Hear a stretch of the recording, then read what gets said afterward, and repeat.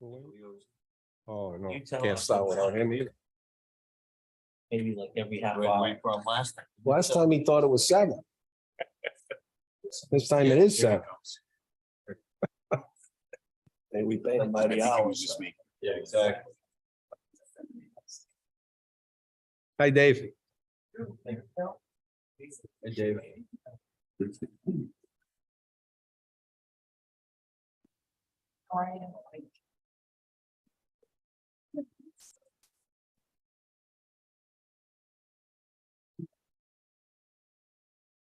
Okay, I'd like to start the meeting, please.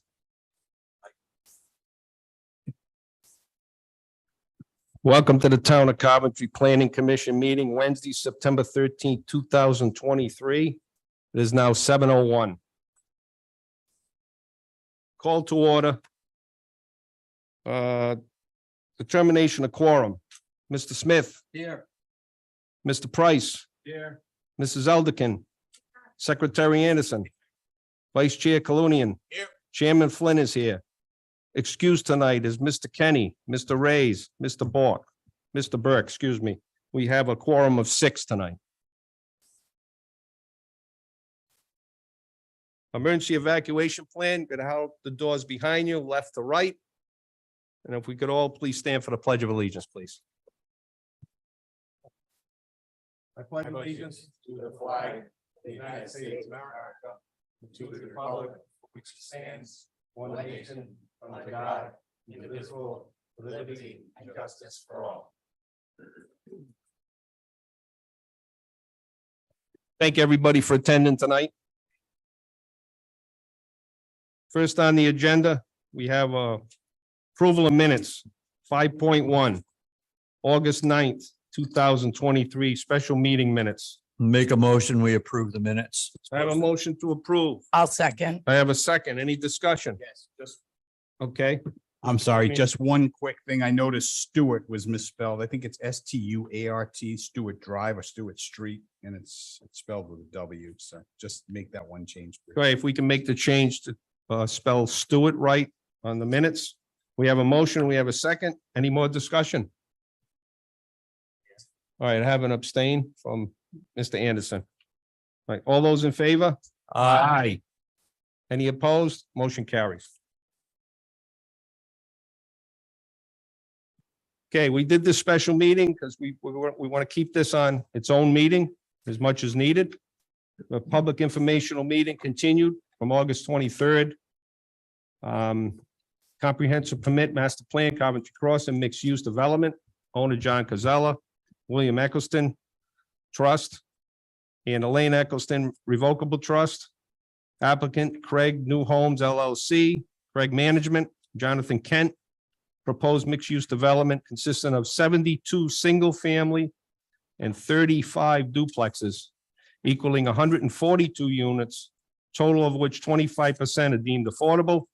Additional 12,500 square foot of commercial use, AP 10 lot 29, AP 18 lot 86, zone general business with a special district R20, and it's on Hockney Hill Road. The applicant, anybody here representing the applicant? Come on up, Mr. Landry. Name and address for the record. Lishan Kavanaugh, 30 Exchange Terrace, Providence, Rhode Island. Good evening, Mr. Chair, members of the board. I'm going to speak briefly tonight about where we stand in the revisions to the plan that have been made since we were last here on August 9th. I think the board members and certainly the planner are aware of these things. There may be members of the public that are not. We have, first of all, with respect to overall density, the path of the project so far is started at 168. It was reduced to 153. When we came on August 19th, it was 146. We've now reduced to 142. As been mentioned, it's 70 duplex and 72 single-family units, as well as a 12,500 square foot pad site. There are a number of things that were put on the table last time by abutters, by members of the board, some of which we won't be able to address at this stage of review, not because we don't want to, but because there are engineering issues or involve state permits. That happens at the preliminary plan. Among those are stormwater, the actual stormwater design and approval and the state permits and hard engineering associated with that. Also, moving the wetland delineation that we have to a wetland verification by DEM is something that comes at the next stage, as well as the details of the sewer connection. But there are some things that are under our control and that involve the design of the plan, and we've tried to address all of them. There was some, and I may ask Mr. Hemingway to come up and address the actual site plan and point out things that I may have missed or orient us to the things I'm about to describe. But what we've done is to, number one, reconfigure the road further to the north to pull it away from the residential neighborhood that adjoins us. There was considerable discussion about the entrance road, even though some might think that a road is better than a building or a series of buildings. We have moved that away and pushed it more to the north. We've also provided for 24-foot roads as opposed to 22. We've removed islands in the cul-de-sacs, which we understand to be a public works headache, and that's averted here. We've added some visitor parking areas. We've added an attractive entry gateway type wall feature with associated signage, as had been suggested, as well as a central mailbox area. With respect to adding a turning lane, that's another one of those items that we're happy to try to cooperate with the state permitting authorities on, but that's something that both we and the town can work on at the preliminary plan stage of review.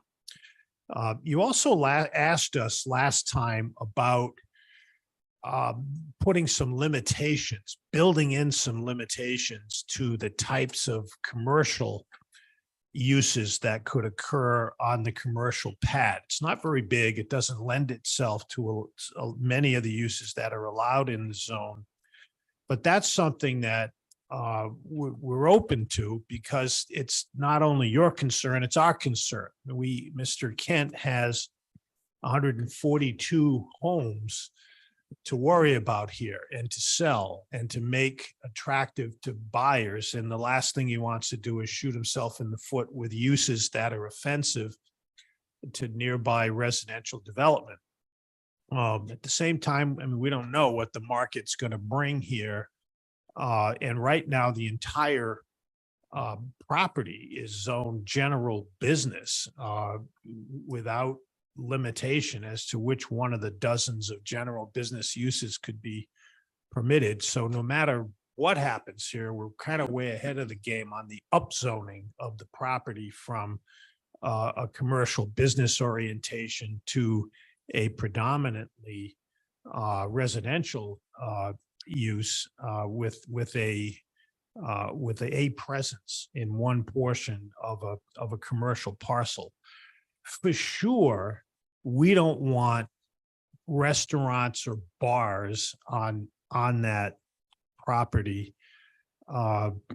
We could also eliminate, cannabis related activities, either the growing or the selling. I think that may already be a prohibited use. It's not listed as a permitted use or special use permit use unless that's changed very recently. But I don't think that's anything that anybody particularly needs to worry about. There is another fairly intense use involving outdoor construction equipment storage. I don't think we're interested in anything like that. There's metal fabrication. I'm not sure that's at the top of the list of things that we want, but that's a fairly benign use that occurs indoors and doesn't involve much traffic. So maybe that's really not objectionable if the building is attractive. So we wanted to, and a lot of uses just don't lend themselves to this site, hotels and motels by special use permit.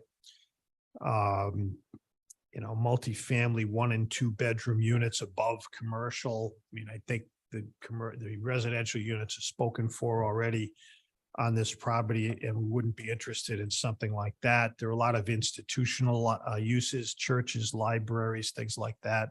That's not going to work on our pad site. Same thing with recreational uses. We are moving away from a recreational use that we had proposed with the indoor sports facility, and with that eliminated, an awful lot of the traffic. So I throw that out there. Our ideal tenant and the way that pad is going to be marketed is for a bank or offices, maybe a bank drive-through use. That would be our preferred tenant, but that may or may not happen. It's not ideal Class A and maybe not even B+ space for tenants like that, or for fast food or anything like that. One thing we would put out there, to the extent that a drive-through use of any type is not on your list of things you'd like to see there necessarily, or at least would want to know more about them, we would be open to some type of a condition, a voluntary condition, that any use involving a drive-through would have to come back to the board and be approved by you based on its merits. So I throw that out there. The other thing that was discussed quite a bit last time was the way this looks from the road. And that was probably shouldn't have been unexpected, because the landscape plan had not yet been presented. It had been prepared, but it hadn't been presented. Now it's part of our landscape. Now it's part of our plan set. And as you'll see in a moment, and I'll ask Sam to point it out, there's a very robust landscape buffer along the streetscape that on Hackney Hill that is very impressive and detailed. I mean, this is going to be a well buffered and screened development. We already had been proposing that 40 feet of vegetated screening along the borders with the abutters, and in terms of what it looks like to the general public, we have a very robust ring enclosure of landscaping trees. Since we were here last time on the traffic issue, Paul Bannon, who's here tonight, if there are any additional questions, but he responded point by point to some fairly minor questions and requests that were in the PAR engineering peer review that was prepared and discussed at last month's meeting. PAR asked for some additional traffic count information for future expected development in the area, Rhode Island DOT adjustment factors, seasonal adjustment factors, some additional information that has been provided. More information on the 3 developments that were referred to in Mr. Bannon's report as underway in permitting and expected to be built in the future. Visitor parking area, I've already covered that. That was one thing that was requested. They did ask that turning radii calculations be provided Then that's been referred to Garofalo. That's something that certainly will be presented if not at this stage, at the preliminary plan stage. We also updated the Mr. Lombardo, to JDL Enterprises. The fiscal impact analysis has been updated to correspond to what we're showing here now. And it's still showing a very healthy net annual return to the town, positive net revenue return of almost $750,000 a year. And then there's also the 36 moderate income units that will be introduced to the area. I mean, there aren't many new developments that generate a positive fiscal impact, but this one, based on the low bedroom count, is expected to produce that effect.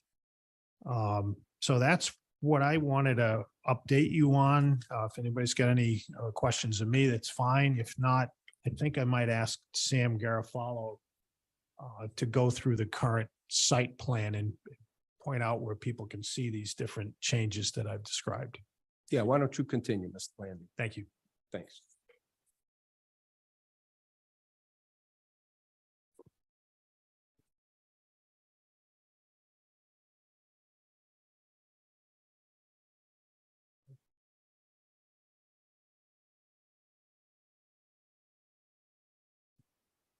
Probably.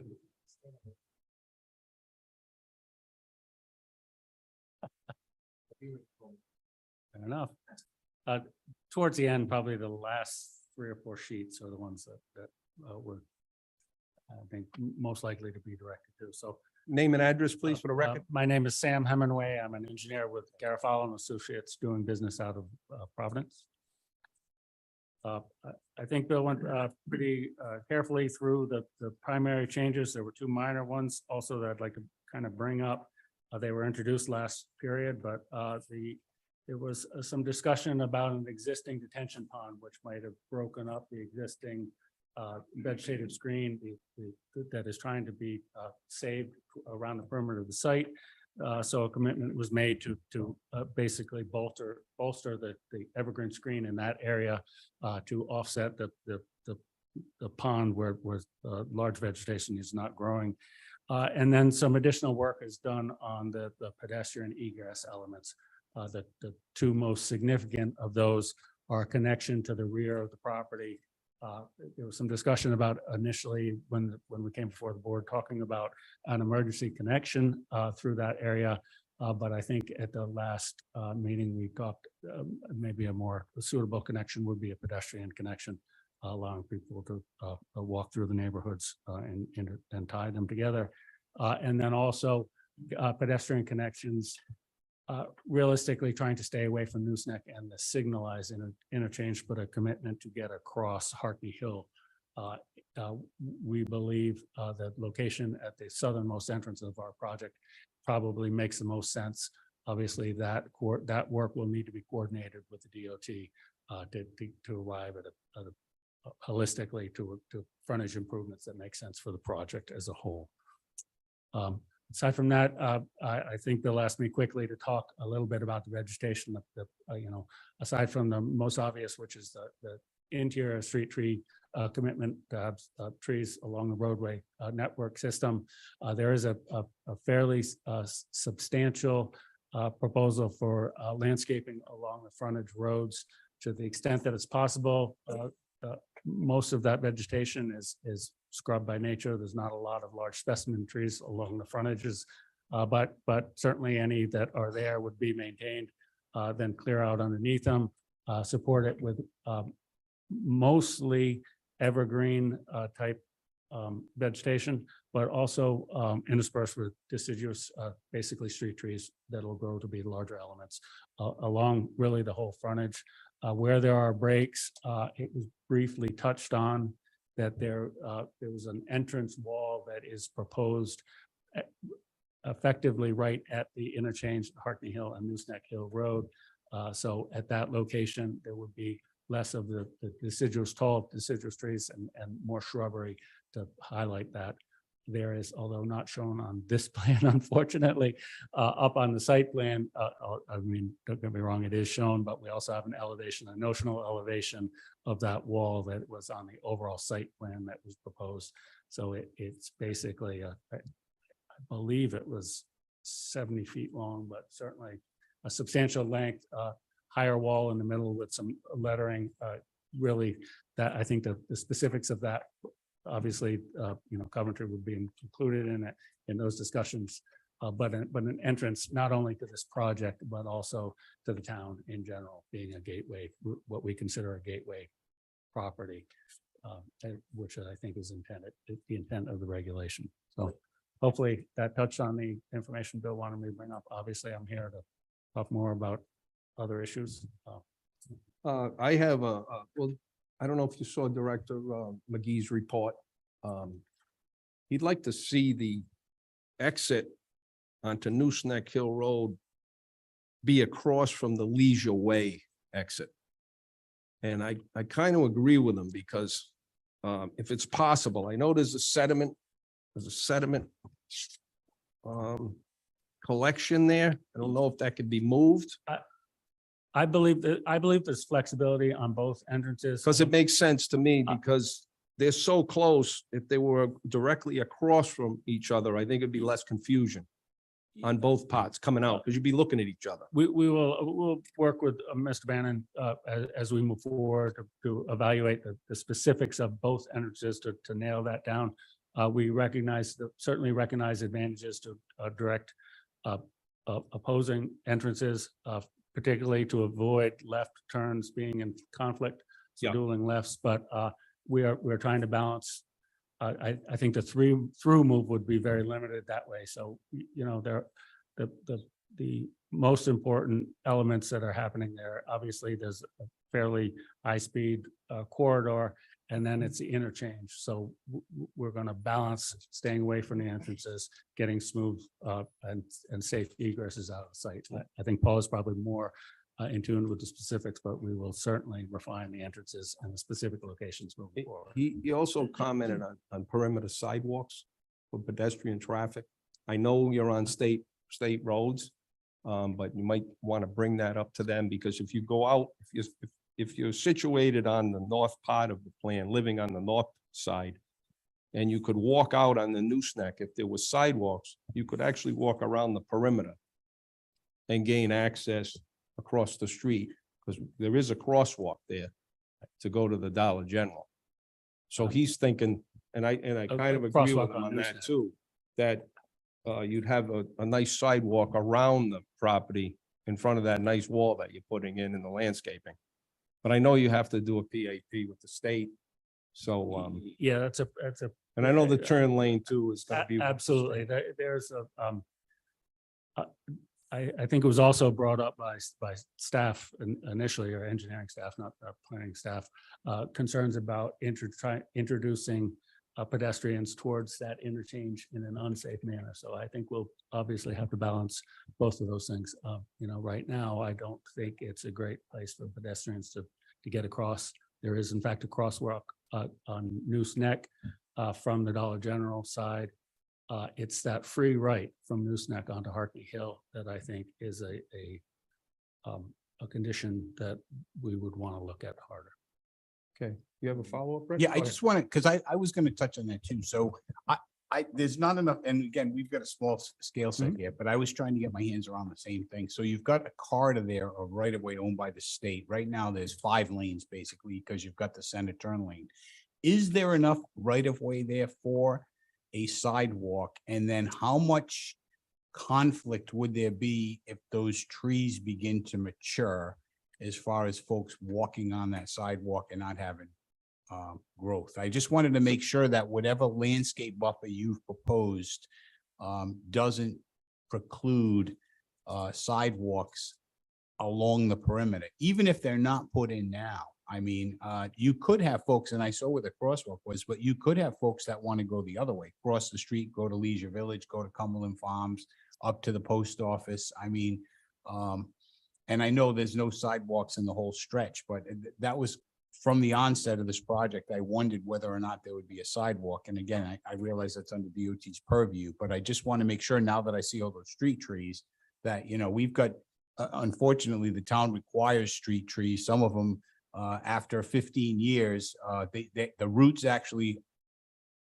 conflict with the sidewalk, and pedestrians walking down the sidewalk, they have a conflict with the branches. So I just want to make sure that that's taken into account when you do your landscape plan. I appreciate the evergreens because I realize they provide good sight distance, but I would love to see some color. Again, we're talking about the gateway, whether it's rhododendrons that only bloom for a month in the summer or some other types of trees. I'd like to see a mix in there, rather than just evergreens, but I agree the screening is probably the most important aspect. But that can get pretty redundant, but if all that frontage is just greenery and there's no color at all. That's just a comment.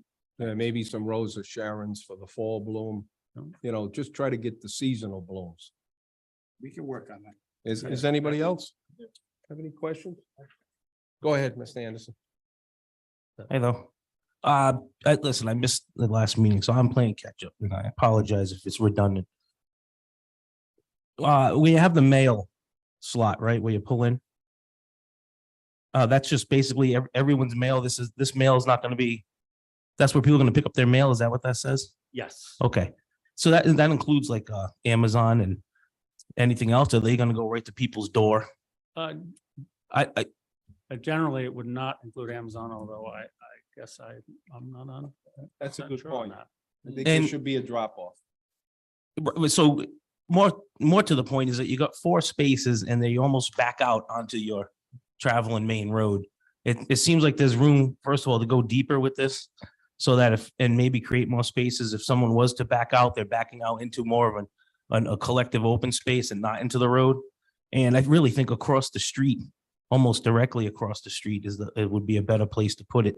It just seems like more open land, more open area. I think you need more than 4. So people come home at 4:30, 5 o'clock. If Glenn Anderson is living way down here in this corner, he's not taking that walk. No offense. I'm probably going to want to stop. Everyone's going to want to stop at the same time to get their mail. I think you need more. I think it needs to be deeper. And we got to address any sort of cargo that comes through. Your point was it's on the wrong side of the street. On the wrong side of the street, right from the start, you can move it across the street. And it has to be I think it's got to be deeper. You can't have cars parked. We had a pull off on this plan for a little while. We considered doing that. We felt like the separation from the entrance, first of all, the number I think is the 4 spaces is about right. But regardless, we can certainly work through this and continue to refine that. I think for the purposes of the master plan, our intent was to put it down to say that we're going to have centralized mail delivery. It's going to be near the entrance. We can work out if you think is concerned with the backing. We see advantages to this layout, but I don't think it's a town disagrees. That's fine. We can certainly arrive at a mailbox station. Yeah, I see a problem with it. I don't think 4 is going to be enough. People are going to come at the same time. They're just going to want to stop and get their mail. And then they're going to be backing in and out onto your road. And it's on the other side of the road. Absolutely. Okay. Absolutely. Agreed.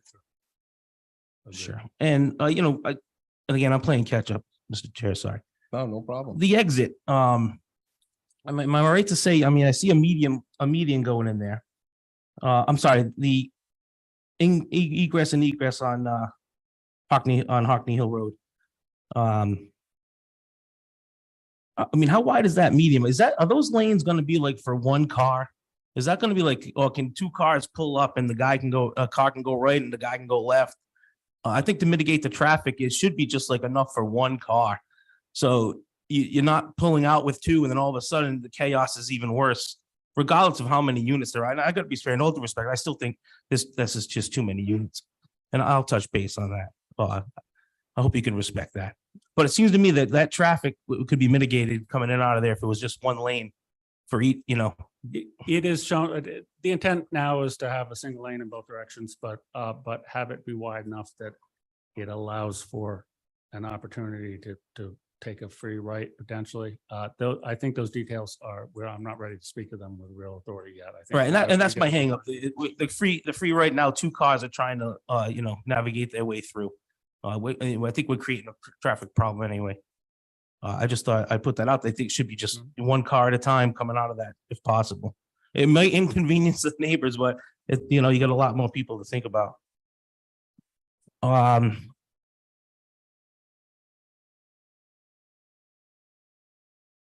You know, I read on the plans where, and again, the 40-foot no cut buffer.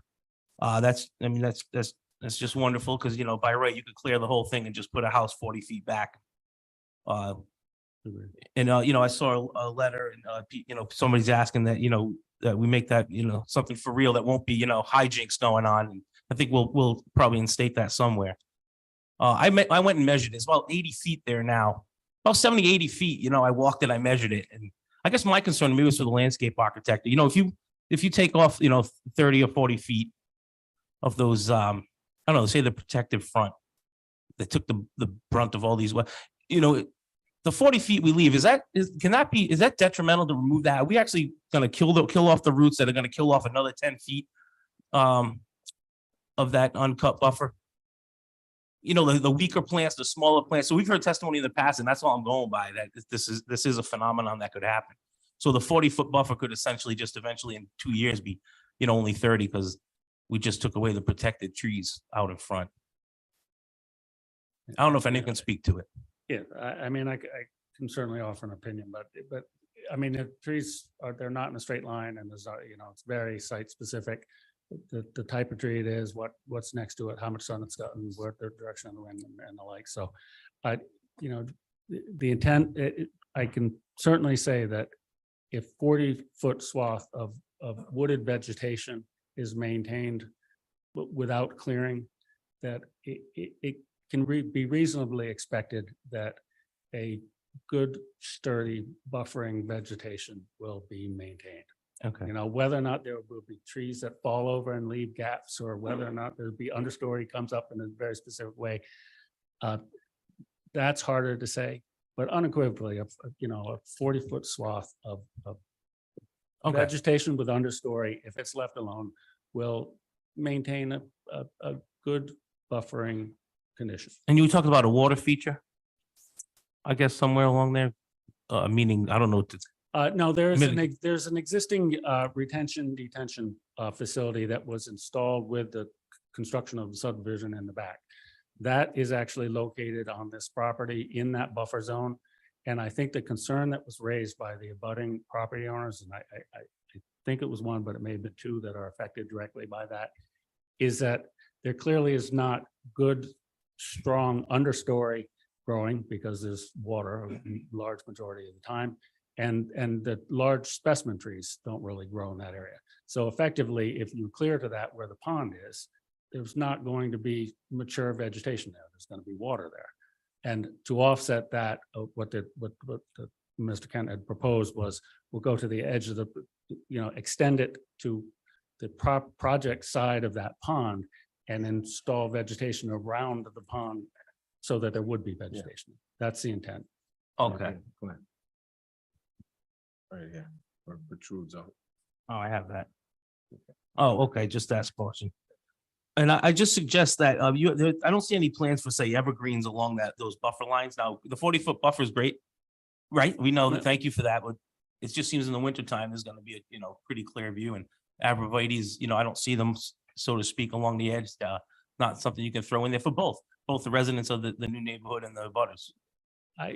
Again, it certainly can occur, but you know, if the residents that are in those homes most of them have 40 feet of wood behind their yard, not many of them are cleared to the property line. Yep.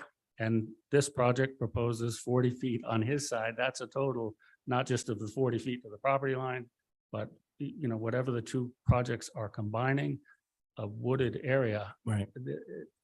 You know, certainly, I think, I don't want to speak for the applicant, but I would say it's not unreasonable to say that an allotment of vegetation might be stockpiled or saved, and so such that if there are areas where that combined buffer seem like it's not enough, could it be supplemented?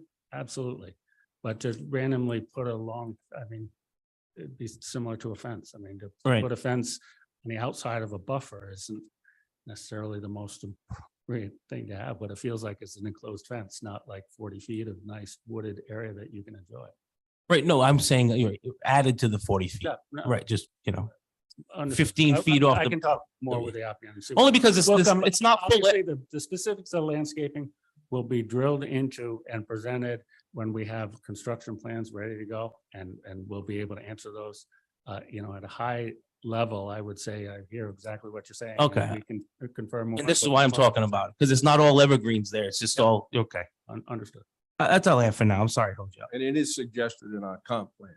I mean, this Yeah. parcel is depicted to landscape and architectural design. So, and I think the applicant saying that he has all the units in there, if it in fact does pass, he's gonna be living there, making sure the trees are cut, the shrubs are trimmed. Yeah. I would think. So, does anybody else have any questions? Go ahead, Mrs. Albertine. So I want to clarify, one meeting, I believe we had said that there was not going to be a road that went between Wisteria and the project. But I keep seeing it depicted here with, is there actually going to be a road there? Is There's it going- going to have a crash gate? What is going on between that section there? The current plan that as proposed on that is that there will be a pedestrian path sidewalk connecting Wisteria and this project. So that's So it's What a is proposed. sidewalk, correct, a path / sidewalk. yes. none, okay, so. it Unless will the be- fire pedestrian trail. department requests a crash gate, but being that there's two means of egress. Right. I'm not talking for the fire department. I mean, but if they request a crash gate, then we certainly are gonna go by safety experts. Okay. I was But as just- it states now, it's kind of a walking path. Okay, I just want a clarification on that.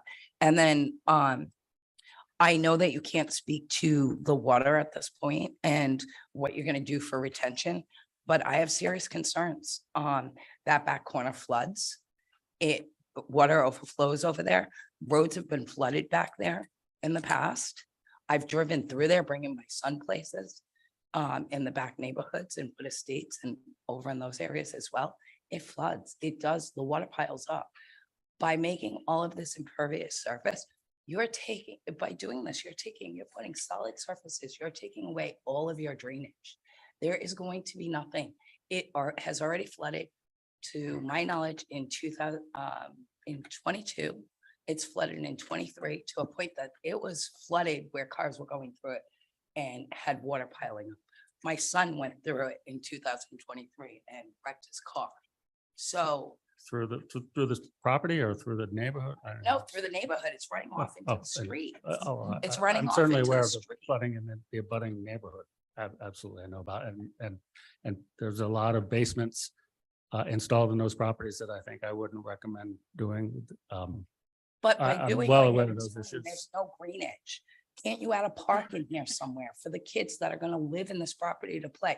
Make it prettier, less density. You've got it too dense. You've got houses, literally, you're gonna look out your side window and be looking at another house. Again, the density is too much. Can't you guys at least put in a nice little park somewhere? Make it more attractive. The wall is great. I appreciate that. I appreciate that you clarified some of your buffer and what you're gonna do with the foliage. But again, color needs to be added, as one of my chairmen said. It needs to look the part of Coventry, not like a development. We're technically a rural area. This is too much. This is city setting.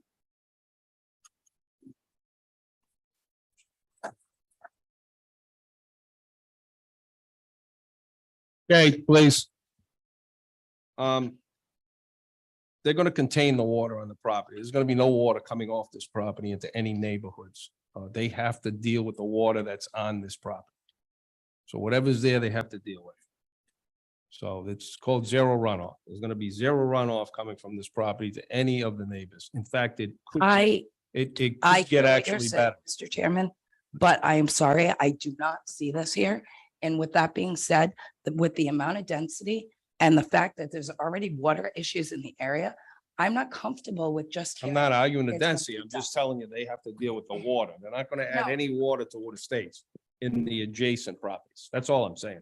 No, and I respect your opinion. Anything else? I just want to add one more thing. Yeah, go ahead. I walked, where you want to put that exit again on Hockney Hill Road. The new patent, the new right turn lane that turns onto Hill Farm, those hash marks, there's like 5 of them, right out front where you want to put that, where you want to put your exit. So like that's a state road, right? Right. So they deem that the starting process, like to get in that right lane. I don't know if that's gonna affect your exit point or not, but about halfway of your road where people would exit on the right side of that street to come out of the neighborhood, like there's already like hash marks there. So you're gonna have like almost 2, it could be possibly 2 cars coming down that road because someone's gonna run in anticipate their right-hand turn. And that's where your road's coming out now. There's like about 5 of them, just to let you know. Thank you, Mr. Anderson. Anybody else? I have a question on the commercial and the traffic. I'm glad you want to come up, Mr. Landry.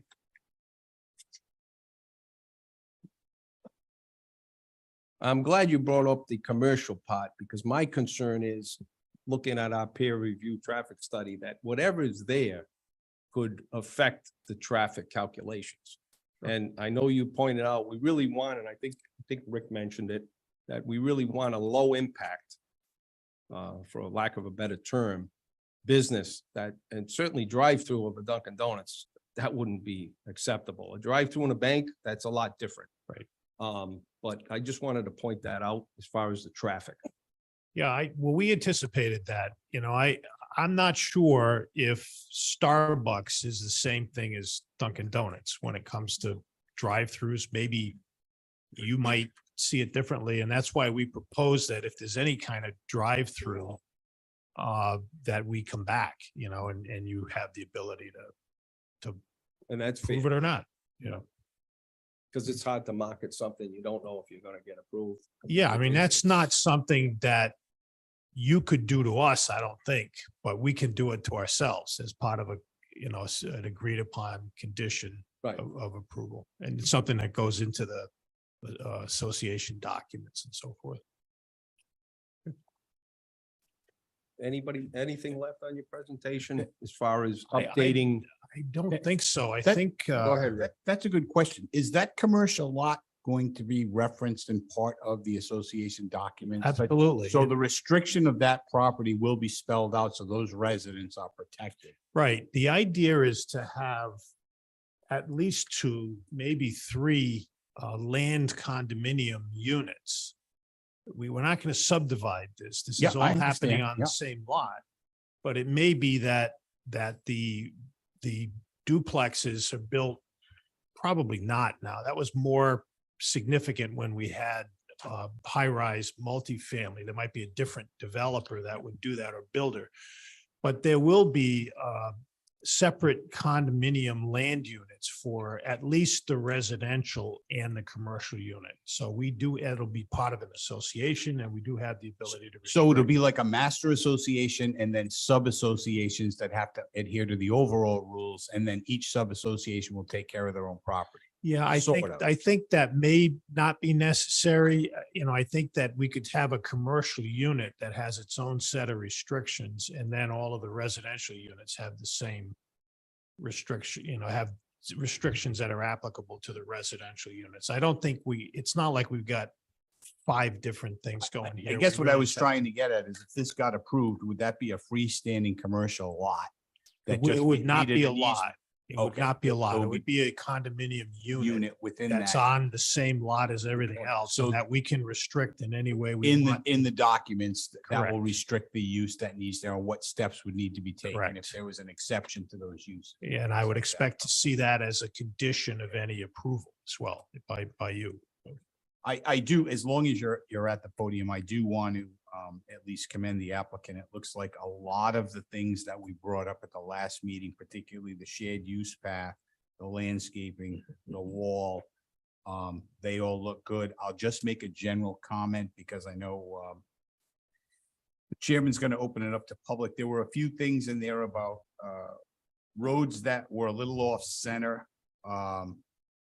We talked a little bit about what the landscape buffer would be along the road and how much space. Mr. Anderson brought up the thing about the mailboxes. There's another comment in there about the visitor spaces and the sizes and the widths. And it's just an overall observation that I would venture to guess that all of those items could very easily be accommodated with a few tweaks, albeit you might lose a few units. That's all I'm saying, just a few. Some of the cul-de-sacs go a little close to the highway or those one-end units to try to shift those roads. It looks like something might not fit, but I'm just throwing it out there. I think you might kill a couple of birds. You'll knock out some of the density and it might just address a lot of those concerns for what it's worth at this point. Anybody else? Yeah. Go ahead. Mr. Yes. Mr. Laundry, the commercial aspect of it, does the developer plan on keeping that, owning that and renting it or leasing it? Or is that just gonna go to a private party? Whereas if he kept it and he leased it, the covenants as understood or the stipulations as understood would belong to him. Well, What are the intentions? I think the initial intention, he's going to market that space and try to have a ground lease for that and own it. But I can't guarantee you that he wouldn't sell the unit, but whatever restrictions are on it would run with the property, not Would not go there. whoever owns it. Okay, Um, that answered my question. I appreciate that the roads got widened up a little bit and we got rid of the donut holes in the middle of the cul-de-sacs. And like my colleagues have said up here, I think with a little less density, just a slight couple of tweaks on that, we could spread things out a little bit, have a little more guest parking and maybe some more, a little more open space for the residents. I like the buffer that you put in. I like the buffer around the pond that you're suggesting. The idea that that other access to West area is just a footpath so people can walk in that nice neighborhood. But I think if we just spread it out just a little bit more, reduce it by a few units and have a little more open space, you'll have a really nice development. Anybody else? That's it, Mr. Flynn.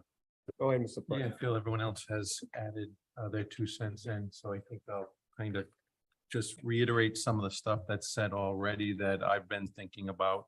I do appreciate the widening of the roadways. I think that's a big thing. I'd like to see some of the intersections teed up a little better. Density, I still think is too high. I noticed in the plans, you do have some flowering trees at each entrance. Maybe we can, maybe you can add some around the Coventry signs. Some more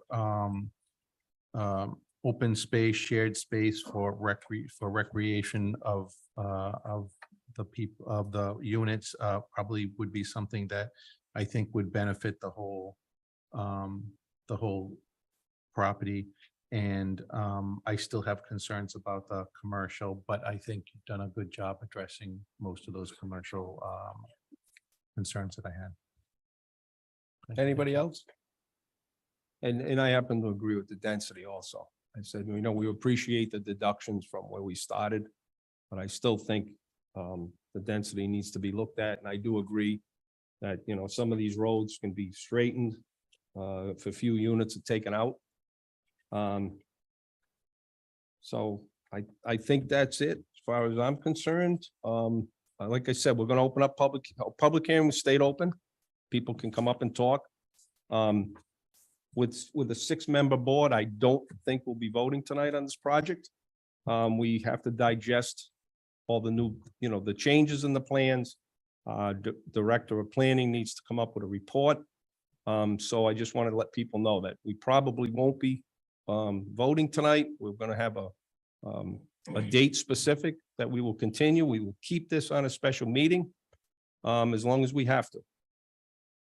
So I think, go ahead.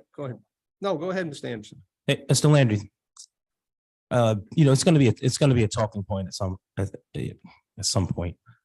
A conventional, neighborhood, 3rd acre lots or something along those lines, more compatible to the Wood Estates buffers. You could fit like 40 or 50 houses, I would think there, off the cuff. Is there any reason that the developer, other than, there's another than profit, man, I'm all for capitalism.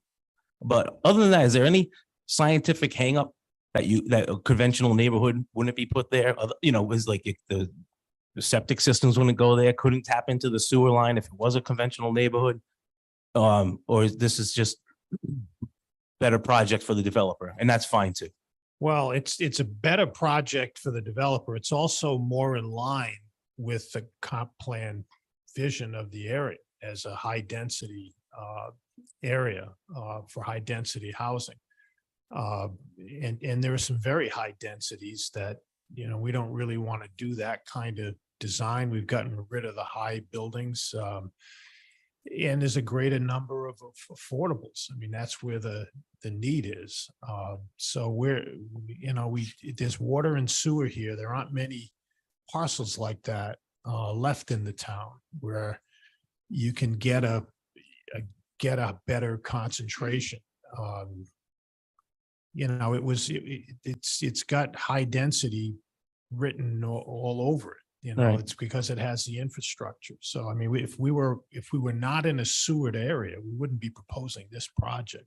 But we've changed it a lot. I mean, we had apartment buildings here that were less compatible. You can see the single family houses are the ones that butt up against existing residential development to provide for the good transition.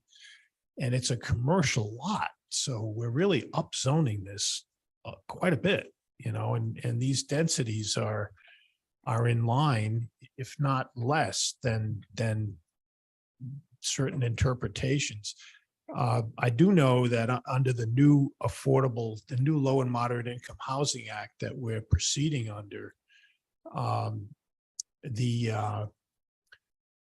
the densities that are going to be guaranteed as of January 1st are higher than what we're doing now. The not less than densities that the towns will be held to could be a lot more, but the not less than density for a lot like this on water and sewer and with 30 plus acres is not a lot more than what we're proposing, but what we're proposing is less than the minimum density that the boards can approve, so. And you get, it's 72 single families, Yes. why do we go with that? Why do we go with that ratio? I mean, single families, I mean, you could give more buffers, give more everything if you went, say, with more duplexes, or you could decrease the density and get rid of the duplexes all alone and just put the single families. I don't know why you decided that number was one more attractable than the other.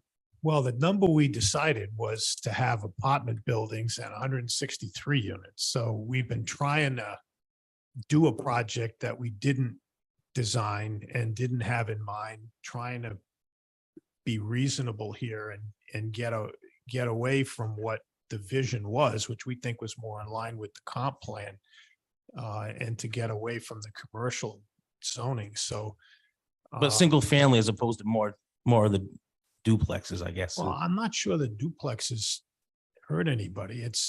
The sizes of the buildings are the same as the multifamily. You get different unit types that are not really available now. You keep the bedroom count down. You're not putting as many kids in the school system, and you end up with a $750,000 positive fiscal impact for a residential project mostly residential project that has 142 units. It doesn't happen every day, and it never happens without the duplex type, some kind of duplex type component. Right. We had more than that. We had larger buildings that have more attached housing internal that would have given you more affordable units. The visibility of those units was not ideal to some people. And so we've changed it. We've changed the scale but this is not the project we had in mind. We're happy to do it. We're not complaining, but you know, the project sets itself out with water and sewer and a good road network as a bigger project for more stuff going on than what we're proposing. Okay. And I know you touched base on the comprehensive permit, it's following that, and even the comprehensive plan. Just originally, a comprehensive plan, they zoned this R20, you know. And if you did put 40 or 50 houses, you Coventry math, 3 cars, it's 150 cars.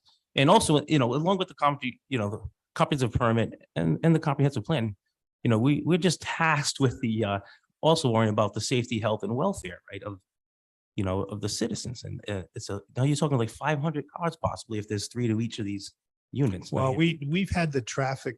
I mean, people thought there was going to be too much traffic, but both our engineer, traffic engineer, and your engineer are on the same page Right. on that. And So- I don't doubt that. I mean, it's a wonderful report. I just think conventional wisdom, and that's tribal knowledge, right? And you have so many people traveling on that road and telling you that I mean, it has to play into the equation. Conventional wisdom and tribal knowledge. This is just firsthand experience. When soccer fields let out an official, that road's backed up around the corner of almost, I won't say, but almost to the golf course. You know, I don't know when they did these time slots, but there's going to be certain hubs that I don't think were just equated into the, you know, into these travel plans. That's all I'm saying. I told you I wasn't happy with the density. I'm just hope you can respect that. No, And I can definitely respect it. Nobody's happy with the density. We're not happy with the density. wait, so we're being asked to accept this, right? And this follow-up traffic plan. I just think we take in consideration that, like I said, that just conventional wisdom, experience, and the tribal knowledge that's been, you know, people have testified, you know, Well, throughout the last couple of days. That's all. I understand, but I'm sorry. that's why That's we okay. have traffic experts. I'm not going to debate the congestion of the roadway, Mr. Anderson, but I just have to bring this up. The property is zoned for commercial and mixed-use development, which would probably or could generate more traffic than this. It's not zoned for R20 right now. It's not our that's- 20. that's There's one a of the little issues. Tiny piece So that's the R20. conventional houses don't work. I just wanted to follow up on one question. Because I know Mr. Flynn mentioned it, you're going to generate a report taking all of this into account for us, and then we're going to have another public hearing. That's correct. And will that report be available to the public? Yes. So that if they want to comment again after, they'll have an opportunity to review your report, take all of this information, get it into one location. I just wanted to make sure that was the understanding so that we don't end up with a long meeting tonight and then another long meeting. Yes, if there is an opening for a public comment tonight, people are certainly welcome to make it, but there will absolutely be another opportunity for Okay. public comment at a follow-up meeting once a staff report and any potential staff recommendation on the project are put on the record. Because right now, I think we've seen 3 or 4 different plans and we've got one in front of us. Yep. And I just don't want people commenting on what was the old plan and not having the information and so forth. So I just wanted to get that out there. So, all right, I just wanted to make sure your report won't just be for us. That'll be on the website. In fact, it's probably a good time to suggest that we've used a couple of different means to communicate documents online with the public via our website. I'm finding that the best way is to utilize the town's main homepage, and we're going to keep under the town news feed a link that's established just for this project. Oh, I know I've suggested in the past that we might use something called the agenda packet. Honestly, the best way to communicate these large documents is to put them on the town's news feeds, right on the town's homepage. Prior to the next meeting, any new documents that we get will be added to that. Yeah, and then, thank you very much. So right there, that's the town's homepage, right at the top. It says updated documents and schedule for Coventry Crossings project. We're gonna keep maintaining that as a clearinghouse for all documents. Right now, that has all the documents that you are reviewing tonight. It has the revised traffic report, the revised fiscal impact study, the revised plan set. All of those are available tonight. Any additional documents or updated revisions we get, we'll use that. And that will also be the site or the place we'll put the staff report when it's ready. So anybody that's interested in reviewing this, come, 4 to 5 days before the meeting, they can anticipate all that documentation being available on the website. okay. Thank you. Yeah, and public hearing, we continue to be open. I will not close public hearing. We continue it to a specific date. I will continue the public hearing to that date also. So everybody will have an opportunity to speak. I'm going to open up public hearing tonight, but like we said, this, you will be able to speak next month. When we have a little more clarity, there might be another change to the project. So if you want to come up, I'm gonna open up public hearing, if that's all right with you, Mr. Landry. Still, I have course. one Oh, comment on the I'm sorry. comprehensive- Go ahead, Ms. Elderman. In regards to the comprehensive plan, I do believe that in the comprehensive plan, it states that we will protect surrounding residents from adverse developments and impacts. I also believe that there is a strong emphasis on the aesthetics, including the design and layout of the buildings. I do think that that needs to be taken into account, and it may not be residential, but you're in a predominantly residential area. You're in a rural area. Strip malls are not gonna work. Strip shopping centers in that area are not gonna work. So you need to, if you're gonna use the comprehensive plan, read it good. I think our application, Thank you. we read it pretty well. The application has a whole section that describes the town's vision for this particular property. We designed around that. So there's a lot of general stuff in there. They want to protect wildlife and all that. There are places for that, but It's not general. It's our town. That's what people want. You need to listen to the people in the town. Okay, thank you. Thanks. Okay, thank you. Okay, like I was saying, are you all set, Ms. Elderman? I'm set. Anybody else before I open? I'm up all public set, hearing? thank you. All right, thanks. So before I open up public hearing, I just want to review that we are gonna continue this tonight. There will not be a vote. There will be a date specific. There will not be time or place. So please look at that website, call the planning director's office to get updates. Saying that, I'm going to take some comments tonight. We don't want to get redundant. We don't want to go back to where we started. We heard some more information tonight. And if anybody wants to come up, I'm going to start with my left, your right. And just when you come up, give your name and address, please, for the record. Anybody on this side like to come up, make any comments? Come on up, man.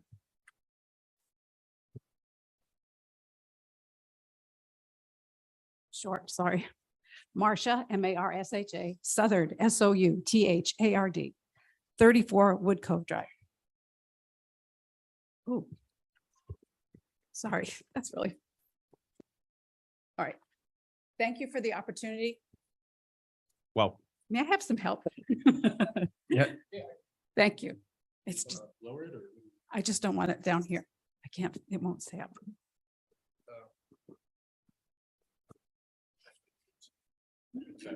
I'll do my best. Great.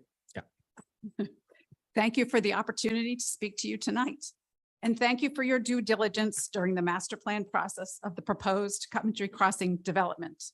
I appreciate the time and effort it has taken for you to carefully examine all aspects of this project and the effect it will have on neighboring residents and the community in general. As you know by now, I and many homeowners who abut the field have worked together to educate ourselves in the master plan process, gather information regarding the impact of developing the field as a mixed-use, high-density housing complex, determined what our rights are as bordering residents, and how to best advocate for ourselves. We hired Mr. John Revens to help us with all of those tasks. Unfortunately, he's not able to be here tonight due to a scheduling conflict, but I do believe you have something in your packet that he forwarded on our behalf. yes. Good, I'm glad you got it. Over the last many months, Mr. Revens has helped us to align our expectations and kept us focused on the task at hand, and at times kept us from jumping off the bridge. Mr. Revens has firmly reminded us that the property owner has the right to sell the field and the developer has the right to purchase and develop that property. But he also told us we, the abutters, have the right to the use and enjoyment of our property. Some of our original concerns were the inclusion of a soccer complex or a 3-pad business site, the close proximity of the access road to the homes along Wood Cove Drive, relief from ordinances allowing for narrow roads and high-density housing, water management, and an adequate buffer zone. We are grateful the board has shared some of those concerns and suggested to the developer he make changes to the master plan, which he has done so, and we heard even more tonight, which is very nice to hear. While we would prefer only housing in this development, a single business pad is certainly an improvement. If this site continues to be in close proximity to the homes along the Wood Cove Drive boundary, we continue to ask there be restrictions on that business pad. And it sounds like the developer agrees with us, which is even more refreshing. No restaurant, no drive-through or a carefully chosen drive-through, no cannabis sites, and if there is a retail store, no loading dock. However, if the business pad were to move away from the boundary, as we would no longer ask for those restrictions. And if I'm not mistaken, in past meetings, it was requested that it be moved farther down towards the light. We continue to request that exterior lighting be dark sky compliant. When the majority of trees that border the Wood Cove and Wisteria properties are cut down, all that will remain will be deciduous brush and pine trees with greenery only at the top. There will be no visual buffer, as Mr. Anderson alluded to. This will diminish the use and enjoyment of our properties. And you're right, Mr. Anderson, trees are a family. And when some of the family is broken, the other one breaks later. With that said, we ask that the proposed buffer zone be landscaped and enforced. We ask the landscaping plan be reviewed by a landscape architect and that plan be submitted to you as to what it will be done to enhance that area, that it is indeed a true buffer zone. We ask that that plan is approved, that any documentation insists it is a permanent, no-cut zone. In addition to the documentation, there should be a permanent signage all along the buffer that would indicate to the people who live there that any and all vegetation cannot be cut. Along with the signage, we ask the area be bound by concrete bounds, so it is clearly marked and residents know it isn't part of their property and not to be used by them for any purpose. Concerns still remain regarding the housing density, traffic congestion, and water management, but I'll leave it to my fellow neighbors to address those if they so choose. But one more item on a personal level is the environmental impact of this proposed development. And I know these concerns are not taken into consideration when proposals such as this come along, but this is my opportunity to say my piece, and I'm going to take it. While most of us are okay if the groundhogs find a new home, there are many other animals and birds whose displacement will be of great sadness for many of us. Deer, fox, rabbits, hawks, many varieties of woodpeckers, and too many songbirds to list will all be forced to leave. I don't know if you know this or not, but there's a pair of great horned owls who perch in the woods adjacent to the field. I heard it just the other day and saw it last week. It was quite amazing. According to Cornell Ornithology Lab, that is a very rare occurrence, and it's heartbreaking to think those encounters will cease to exist. A true minimalization of my use and enjoyment of my property. On a bigger scale, cutting down hundreds of trees, turning over acres and acres of field grass to be replaced by concrete, asphalt, buildings, and so much more is one more nick in Mother Nature's armor. And she's getting mad if you didn't notice tonight's weather. The severe weather we are seeing all over the world and right here in Rhode Island is directly related to the removal of what grows naturally and gives back to us in so many ways. I want to leave this world a better place for my two granddaughters, but I don't think it will happen. And I don't think if we continue to throw away precious resources, one 30-acre parcel at a time. Thank you very much. Thank you. And just to remark on that, you did a great job, by the way. We will stipulate restrictions on the buffer. So the applicant certainly, seeing that he's living with all these condominiums. I don't know if you go out to, I always go to the Heights on Hopkins Hill. The landscaping is utterly beautiful in that place. So, and it's kept that way. So you have one more thing? Come on up. I'll let you come up. My name, right? I just want to say, Mr. Quinn, I'm really disappointed to hear you say you want that road moved back across the Hoosier Way. It just got moved away from that It just got moved Well, away. that was the direction of our I know, Department of Public Works. I know, but when the last time we discussed it, that road was right along the border of Wood Cove. So they're gonna have a road on the front of their house and a road in the back of their house. They're gonna have lights coming down across behind them. And I understand the logistics and the efficiency, but that's such a huge impact on those neighbors. And that 40-foot buffer just isn't as big as you think it is. All It right. really So isn't. that will certainly be So- taken into consideration. Thank you, but Thank you. it was a disappointment to All hear you right. say that. Thank you very much. You're welcome. Anybody else on this side like to come up? Mr. Landry, you taking notes? Any questions you can answer? Thanks. Name and address, please. Grant Southard, 34 Wood Cove Drive. My better half just spoke. No, I don't know about that. I don't know. about He's that. not going to argue that. No. Not at all. So, That's so good. at the risk of being, of talking about something that perhaps isn't part of this master plan process, a lot of concerns with the proposed development have been identified over the course of these master plan meetings. I've been present at these meetings over the past many months. I recognize and appreciate the Planning Commission for having the same concerns as many of us. I'd like to focus on one of these concerns, which I feel may have the most long-term consequence if it's not carefully investigated and considered.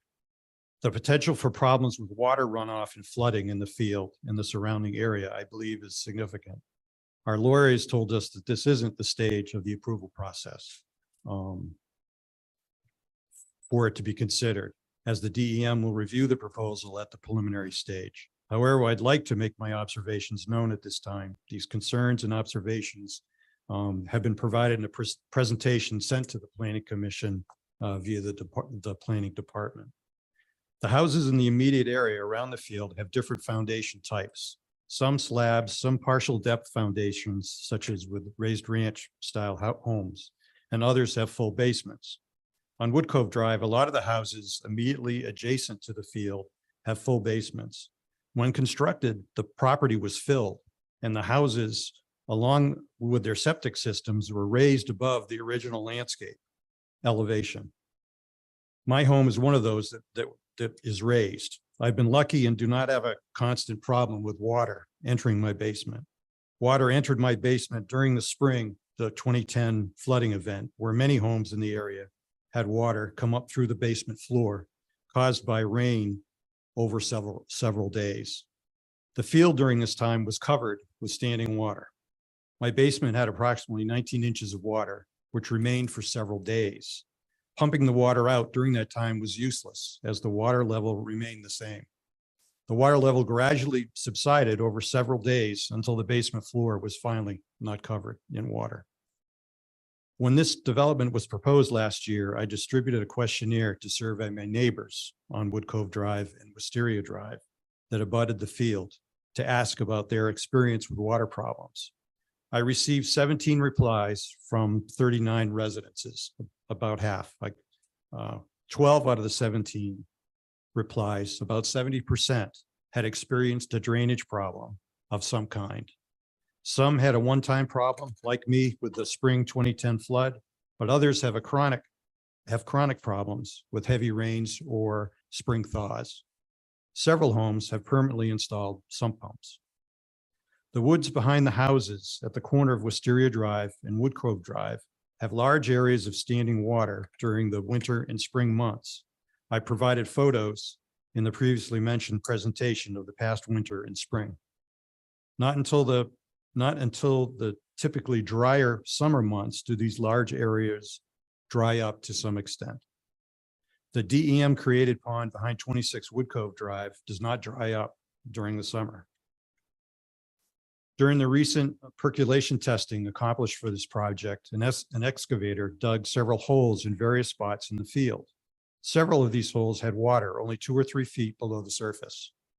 Based on this testing, the developer has told us that it's likely that the foundations in approximately half of the area will have to be slabs.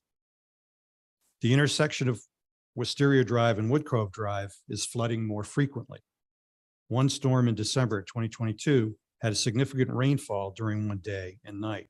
The intersection had approximately 1 foot of water covering it. The water remained in the intersection for 2 days, gradually receding. After the storm, the Public Works Department repaired and cleaned the drains.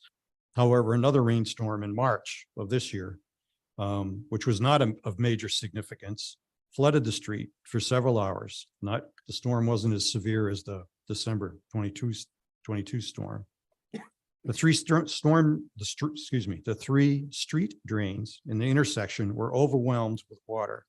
The drains weren't clogged, but just could not drain rapidly enough to keep the road clear. This week, during a rainstorm, the intersection flooded again. This has become a reoccurring problem.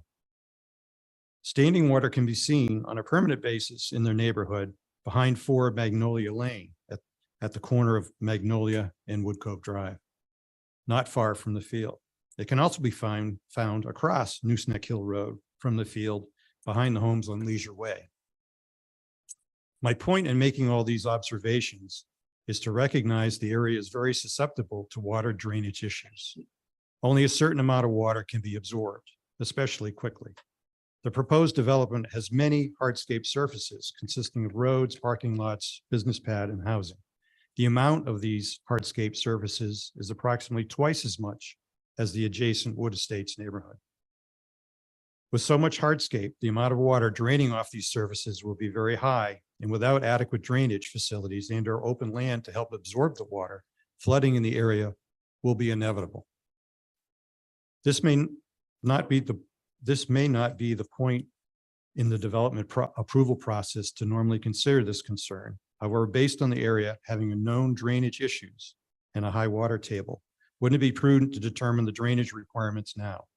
How much space or volume would be required for the project to handle the projected water volume?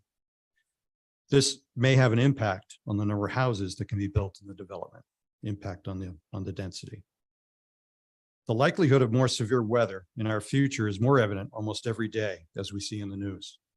The likelihood of drainage issues and flooding in the field and potentially affecting adjacent homes, I believe, is high, without extra attention and evaluation as to how to handle this issue. Thanks. Thank you very much. Anybody else? Come on up, sir.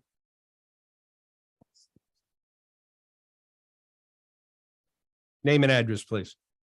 KC Factor, 92 Wisteria Drive, Coventry, Rhode Island, 02816. Okay, get this thing going here.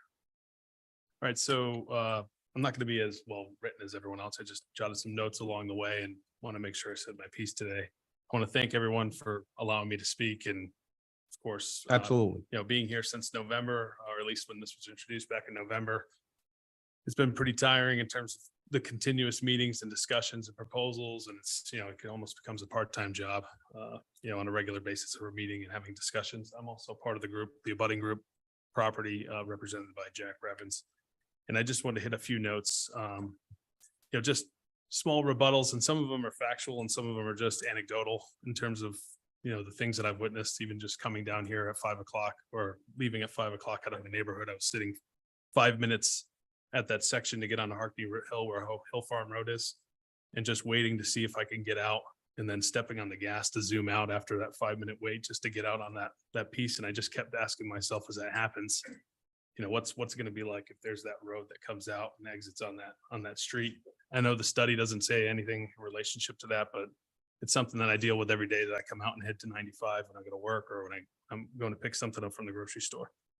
Again, anecdotal, not factual. It's not based off any traffic study or test. It's just something that if you live in the area, or you're coming off a Hill Farm, or even if you're coming, from 102 and you're coming down trying to get to the highway, which it's where basic traffic comes on a regular basis, you'd witness that and you'd understand that can get backed up pretty far, even just in the 8:30 to 9 o'clock timeframe heading to work, or even 5:30 heading out and everyone's coming home.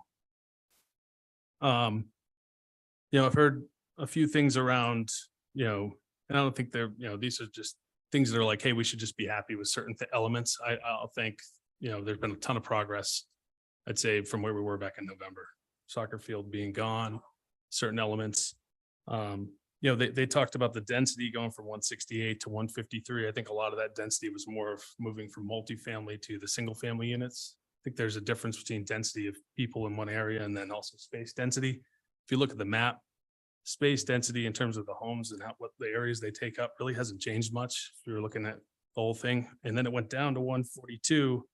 But that's after the introduction of the widening of the roads, maybe a singular sidewalk, and then also the mailbox piece. So just making everyone aware that they took little elements out, but it was specific to those changes. The space density in terms of where we're going against the butters and everywhere else seems to be pretty still full, and still, 2 to 3 units behind every single 0.5 acre unit on the Wood Estates line.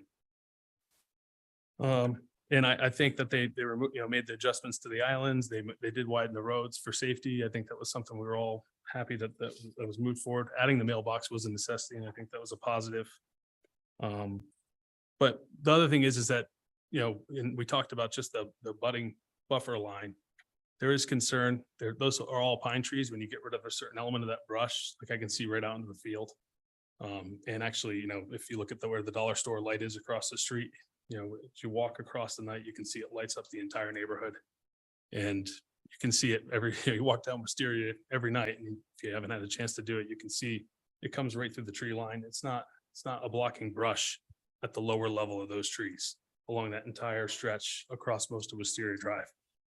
So if you add 3 or 4 homes for every single property that's on the base Wisteria Drive, you're going to be looking at, whatever low cut lighting is. What was pitch dark will be multiple lights behind every property, which no person in Wood Estates has to deal with other than one light from one unit. That's, from a 0.5 acre properties across the entire area of Wood Estates. The reason why I'd like to see, you saw in the new trees that were in the development, I think that was a great addition on the outer road. But none of it was on the abutting property line, which was part of what Marcia and Grant mentioned in their speeches, that it would be good to have that in the diagram. And mainly because of all the concerns we talked about, like the full plan is not going to be done. But imagine retention becomes an issue and you need retention ponds. Imagine the street can't go there, but it needs to go here. It's going to then is it going to push to take out density in the homes that are on the master plan? Or is it going to come back and it's going to eat into the buffer zone and all the other elements to make sure the property is still profitable? It would be great to know that when it gets past master plan, that we can be confident that those elements that were defined in the master plan, that's not going to be compromised as a result of another design change that comes afterwards. The master plan, just so you know, this is a conceptual plan. Yeah. Preliminary plan, I can foresee some changes because they haven't done their engineering work yet. So right now it's kind of an educated guess. Yeah. And Once they get to Absolutely. preliminary, there's a lot of things happen. So this Yep. is a conceptual plan. So we're still working on that. no, that's perfect. I would like to see some arborvitaes or some pine. And if you go, and actually, I think they mentioned some of the properties they built in the past, and also, and you mentioned some of the ones here earlier that they actually do look aesthetically pleasing, but a lot of them aren't on a main road. A lot of them are off a turnway and in a wooded area where the back properties don't abut anyone. A lot of them have like 5 feet yards right behind them, and they're 10 feet apart, so you can shake the other person's hand from the deck, essentially from a density perspective. And when I look at that, it's like, well, they don't have to worry about trying to block off anyone that's behind them or any existing neighborhood that's there. But a lot of it was taken in consideration. There is some plantings that are built in that looks nice. So it would be great to see that on the plan, just to know that there's some sort of commitment to make sure that if you're going to be 40 feet off the back, the no cut is, they're cathedral pines. They're gorgeous, but they don't block anything if you look through on a lot of that property line. So, I think that's it. Thank you. Thank you very much. Anybody else on this side? Come on up, sir. I'll get to you next. Name and address, please. Eric Bartholomew, 88 Wisteria Drive. Thanks for letting us make our comments. Oh, you're welcome. And thanks for all the work that you guys are doing. Thank you. Just filling in, getting to know you guys. You guys do a hell of a job. And my wife and I have lived here for 25 years at this address. And over the past several months, we have heard a lot about the Coventry Crossings proposed development. The developer now is planning to build a total, as you guys, I'm just repeating what you all know, but go ahead and do it anyway. 142 houses, units, 70 duplex, 72 single family, actually up from 68. So while they decreased the total, the number of single-family units went up from 68 to 72 on approximately 28 acres of land. This proposed development would be situated on two very busy roads, three if you count Hill Farm Road as well. It would abut the well-established R20 neighborhood of Wood Estates. Many suggestions for changes have been made and several have been accommodated. The one area where there has been, I said total intransigence. It's almost total intransigence on the part of the developer is housing density. From my perspective, it's sort of the elephant in the room.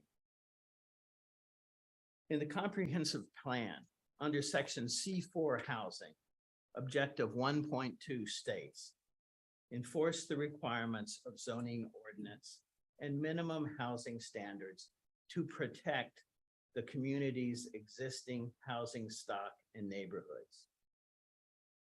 The property on which this development would be built, as mentioned several times this evening, is listed as a gateway to Coventry. Is this development as proposed the image of Coventry that we in this community want to project? Is this development as proposed protecting community existing housing stock and neighborhoods?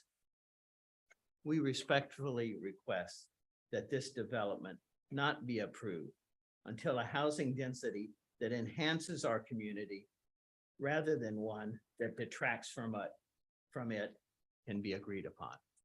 Thank you very much for your. Thank you very much. Come on up, sir. Yep. Name and address, please. Ray Gandy, 58 Wood Cove Drive.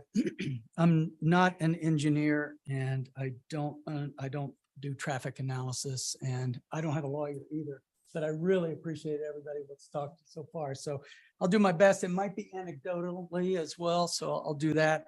And I'll say that I'm, representing my wife and my in-laws, the DeLises. I live at 58 Wood Cove Drive. We've lived there, my wife and I, for 30 plus years. We actually recently tore down the house 2 years ago and built a new house right there. And 2 doors down are my in-laws at 64. They've been there over 50 years. So 30, 50 years, we've been supporting local businesses, investing in our homes, doing lots of different things, in the gist of Coventry and being good stewards. There was a lot of great things I heard up here tonight. And there was a lot of, things that the developers and others have done as well. I guess, it was nice to hear all that, but there was a part of me kind of wondering, does 2 feet here and 4 feet there and this study and that study, it still doesn't sit well with me and with us with regards to collectively and unanimously, we are opposed to this plans that are being proposed. Certainly understand that there have been changes made, but not to anywhere near the extent. When we talk about density, I think someone might have said, there's if you just do a little bit more. No, I'm going to go on record to say you got to do a lot with density. And, I certainly will say that when we talk about residential homes, and again, I apologize, we've been out of town and we haven't been able to attend the last meeting. I'm sorry, I didn't read the minutes. But when we talk about homes, we start talking about things like, I don't know, are there going to be boats in the driveways, jet skis, motorcycles? Is there an HOA? Are there going to be maintenance issues? Are there going to be regulations with this residential side of what's going on? So density and regulatory guidelines with regards to it may be aesthetically, I totally agree with you. Aesthetically, this all needs to be pristine. It is the gateway to Coventry. It needs to look great. I like the wall situation and the signage, but the homes need to look good and the business needs to look good. And we need to ask ourselves, if it does initially look good, what's in place to make it look good 5 years from now, 10 years from now? And that includes all the landscaping and the different things that were being talked about. I guess I'll ask a quick question because I am a little bit behind. So is the soccer field off the table? Yes. Okay, thanks. I had a lot of soccer field questions. With regards to where we live on Wood Cove Drive, We can certainly hear the high school football games, and that's wonderful every now and then, I'll be honest. But in terms of whatever commercially goes in there, from a noise perspective, both residential wise and commercial wise, noise, I don't think has been brought up too much tonight. I'm totally in agreement with the density issues and the water issues and the traffic issues. But I think noise is something that, needs to be considered with regards to the number of residents and density, as well as to the commercial applications that are going on there.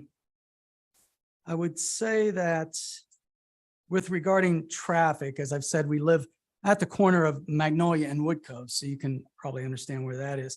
And traffic during the school year is a nightmare in mornings and afternoons. In fact, it took 20 years to get a stop sign, if you're familiar with that stop sign, which is very optional for 90+% of all vehicles, right?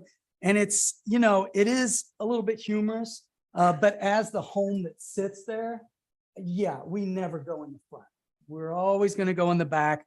Now, I've got grandkids now, and, we got to be careful with all that. And, some folks slow down, but I guess the bottom line of that is I'm sure there was a traffic study back in the day, right? And there's these traffic studies here. But at the end of the day, do we really, truly, I think somebody said tribal knowledge, right? And I think I just don't believe in the traffic studies. I apologize. I believe in what I've dealt with there for 30 years.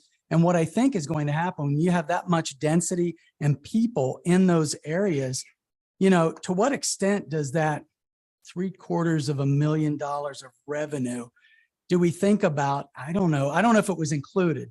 The police involvement, the EMT involvement, the possibility of putting in berms and traffic lights and traffic signs. I just don't know what's all gone into all these numbers that are being bandied about right now.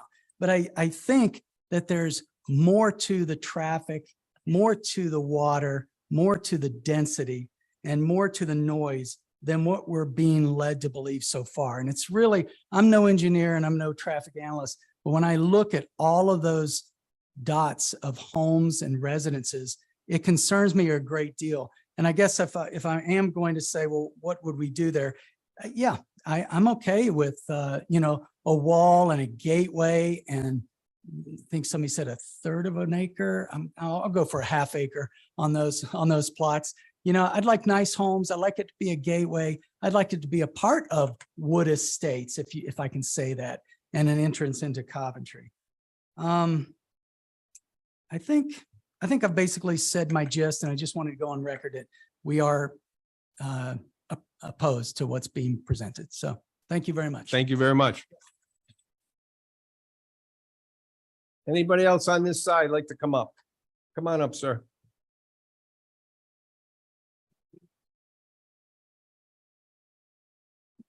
Name and address, please. Yes, good evening. My name is Louis DeLeese, 64 Wood Cove. That was my son-in-law. I only have one question, I think, maybe two. What is going to be the result when this proposal, this maze that's being proposed to be built, is built, and the people that are paying probably the biggest taxes in Coventry and Wood Estates and the surrounding area, what's going to happen to their property values when this project is done? I see it falling down completely. I feel like my values will go down, and that's because of the density of the number of people that will be impacted in our neighborhood. And I am totally opposed to it. Thank you. Thank you, sir. Anybody else on this side like to come up? Come on up, sir.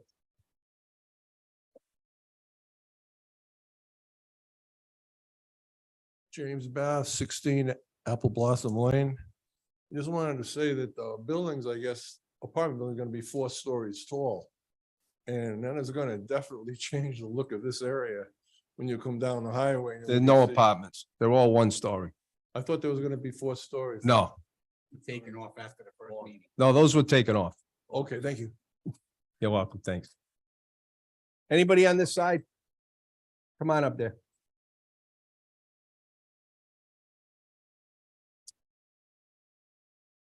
Hi. I'm Donna Gandy, 58.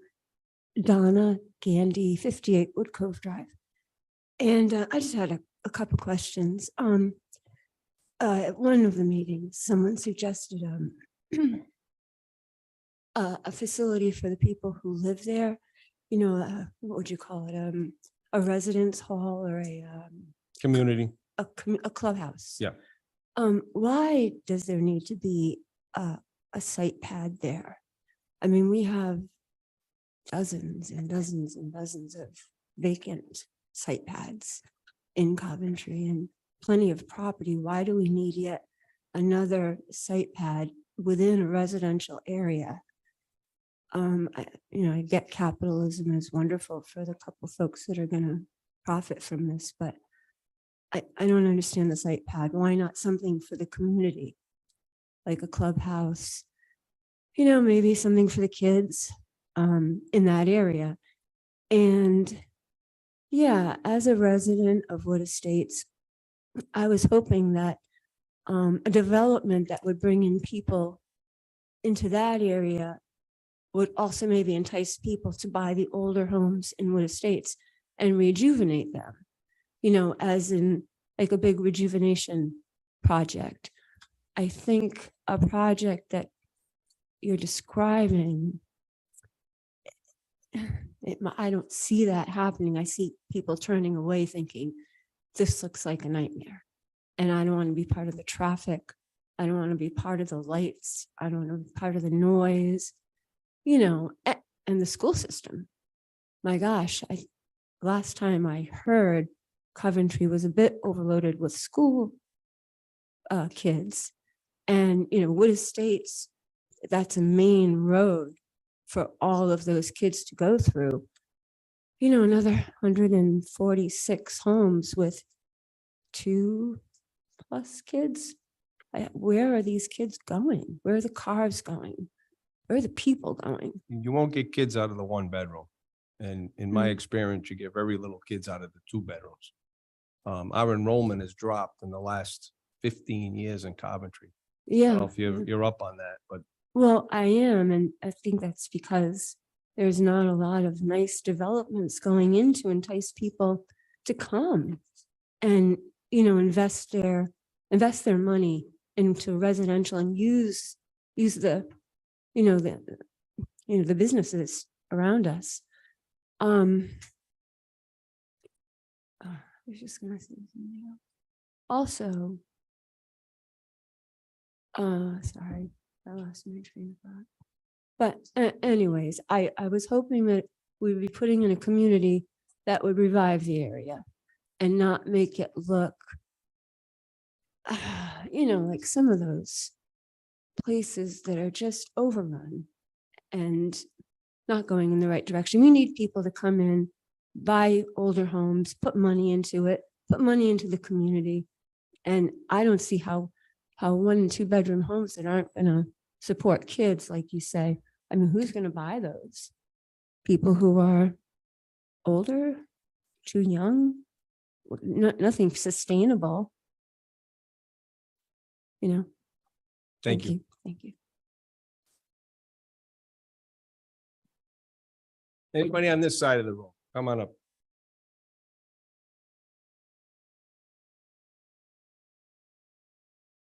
My name is Paul Ruggieri. I live at 66 Wood Cove Drive. Want to thank all the neighbors that are here that have spoken very well. I want to thank the chairman as well as the members of the planning committee. I think you really care about us. I've heard comments that kind of play well into what I was talking about before. Can you hear me okay? Yes. Yeah. Okay. I couldn't agree more with the density. To say it pretty bluntly, I'm opposed to this project. I really think that, and definitely opposed to any commercial piece of it. There should be no commercial there. But more importantly, and I mentioned it at a previous meeting, and I'll just be brief about it. I really envision that this should be Wood Estates South. And it should be half-acre lots close to what these people are talking, where they've indicated that it's just too dense. You know, people come into an area and they look at this and they say, what are you doing? Why? If this is a gateway into Coventry, it doesn't meet the standard. I'm on Wood Cove. We see the traffic all the time. I walk through the neighborhood. I see them cutting down Wisteria. I see them on Circlewood, Jack Pine, and so on. I mean, it's a nightmare. I go out, I walk in the morning. It's fine in the summer. You know, I'm out there 5:30, 6 o'clock. And now that it's getting darker, if I go out at 6:30, forget it. You know, kids are going to school, their parents are there, buses are coming by. People are being dropped off. People are going to work. I don't even like to walk in the neighborhood at those hours. It's going to really, as some people have said, it's going to ruin the value of our properties, especially the ones that are bordered against it. And I think half-acre lots would be much more desirable. I think I believe there's low-income housing, low, medium income housing is a requirement to find a place in Coventry, but Coventry is a big area. I think they should have really thought long. I hope they do. I hope everyone's looking at where Almax used to be, that Stop and Shop is trying to sell. I don't think even if it's under contract, I don't think it should be approved. That's an ideal place if they want to do this. They already have lights. They know that there's enough electricity and gas because it used to be an Almax and a Radio Shack and some other, and it's been vacant and it looks awful. You know, I think half-acre lots, beautiful homes would complement what's happening here. A lot of people in Wood Estates moved there because they wanted to be able to use Johnson's Pond. And whenever you go through the neighborhood, there's a number of homes that have boats, and they joined and they came and they became residents because they could join the Wood Estates Residents Association and have access to the pond. And that's a separate issue, not to be talked about tonight, but it's an ongoing battle for the last couple of years with the new owners of that pond. So anyway, those are my comments. I think this should not be approved, and I think a decision on what should be done should be delayed until more places are looked at, not just the Almax pocket, you know, that particular lot, but Coventry is it's the biggest area of any city and town in Rhode Island.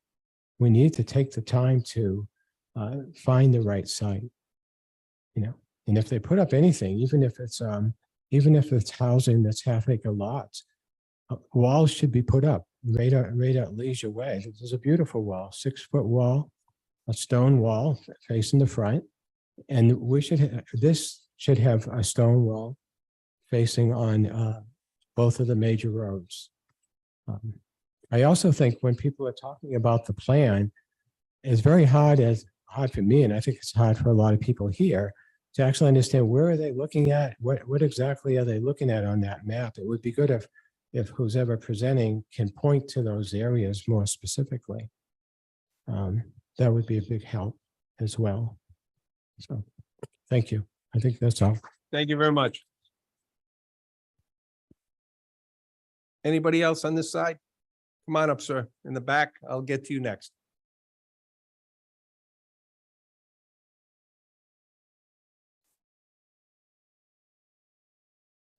Warren West, 114 Wood Cove. I'm sorry, I haven't been involved in this process up until tonight. This is the first meeting I've come to, and there are just a couple of things that I'm just confused about. One is that we've said that this is a sewer piece of property. Has the sewer committee voted to include this and adjusted the sewer plan that exists in the town? And I know that the sewer line that runs down Route 3 is not very large, and it's quite possible that it doesn't have enough capacity for this additional usage. So I don't know. I mean, They would have to I'd get be, approvals on preliminary plan. because right now the sewer plan has been, all of the sewer capacity has been accounted for. So that means somebody in Coventry that thinks they're going to get sewers one day are not going to get sewers because of this project. And the second thing is that I've seen tonight, there was a comment about some $325,000 benefit to the town, and I don't understand where that's coming from. I'm assuming taxes. No, those taxes will not generate one dime to the town of Coventry. The only thing that the Coventry is required under the state law, the only amount of additional money that the town can accumulate annually is what they call the levy, not the tax rate, not the valuation, it's the levy. So that all of those homes, that 325,000 is just going to get applied to the levy. And what it will serve to do is to reduce the taxes for all the people that live in the community. So you might get 10 cents or 20 cents dropped off your tax bill, but it will not generate one additional dime to pay for any additional services that property will require. So any additional police, any additional maintenance facilities, none of that, any additional schools costs that are going to be required, none of that will be generated by this project. It's just going to require additional funds from the town. And I sat in or I listened to the meeting that we had a couple of weeks ago with the financial town meeting. And I think, or when they were talking about the teacher's contract. And at that point in time, the finance director had stated that we're looking at a $7 million deficit about 3 to 4 to 5 years down the road in this town because of where we stand right now, and with no ability to recoup that money. And now what you're going to do with this project is just increase that $7 million deficit. So I just think it doesn't make a lot of sense. Thank you, Mr. West.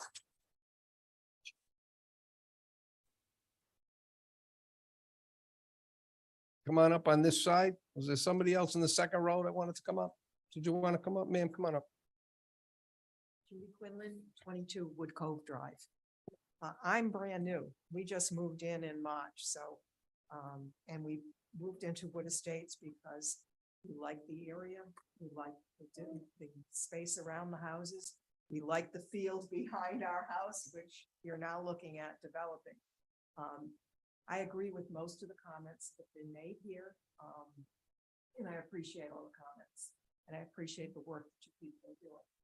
My biggest concern right now is the runoff of water and how they're going to handle it. And also the landscaping in the buffer. And do you have any idea when the landscaping plan is going to be available?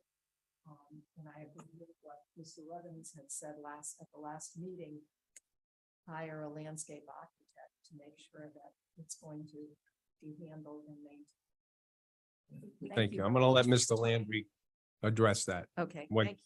Oh, I have one other thing. The small little parcel of land, AP 18 lot 86. I know the street is going through the corner of that.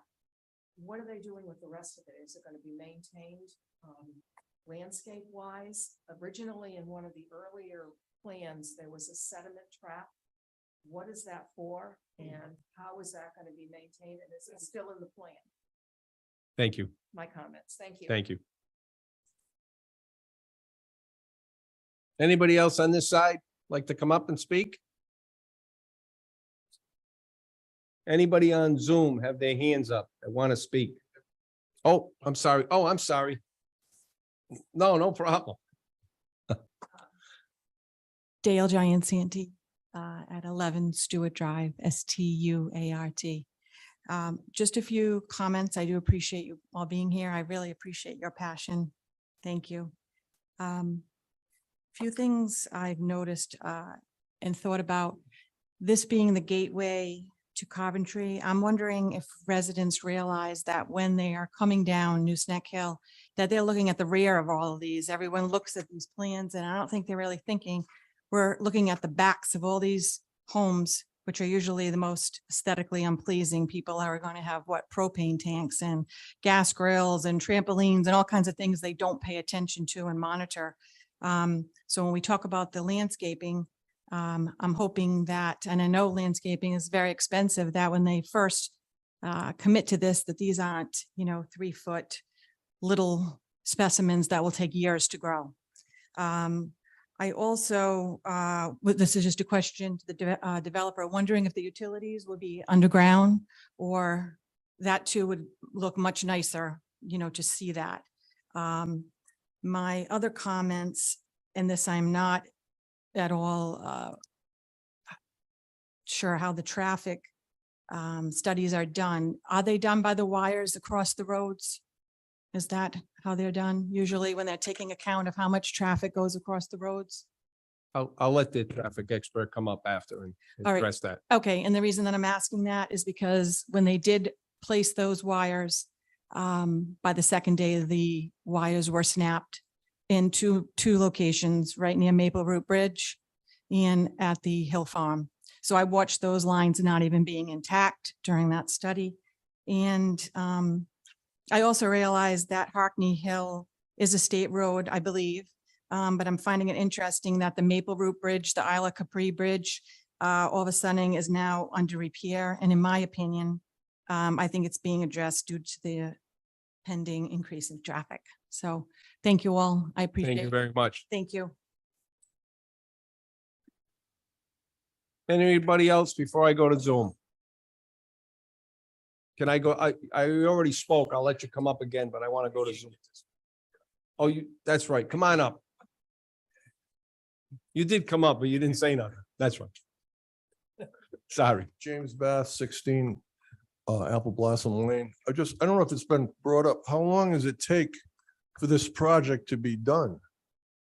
And Mr. Landry will address that. I'm It's just going to take a thinking while. because while it's being built, the construction vehicles and dust and dirt and everything else in that area with the traffic or something like that, while that's going on, it would be probably one heck of a hassle for a while. Thank you. Thank you. I'm gonna go to Zoom first. You spoke. I'll let you come up again. Anybody have their hands up on Zoom? All right, bring them in, please. Stefan? That's Stefan. Mr. Gans, can you hear us? I can't hear him. Can you unmute, Mr. Gans?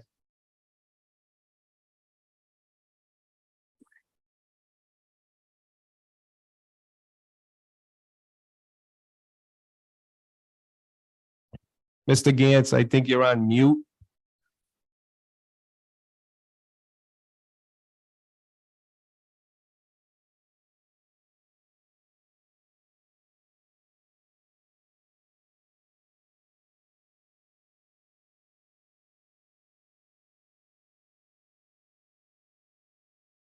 Mr. Gantz, can you unmute? We cannot hear you.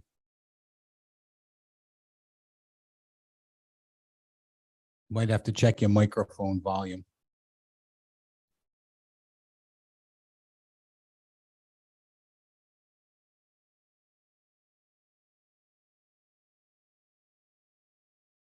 Okay.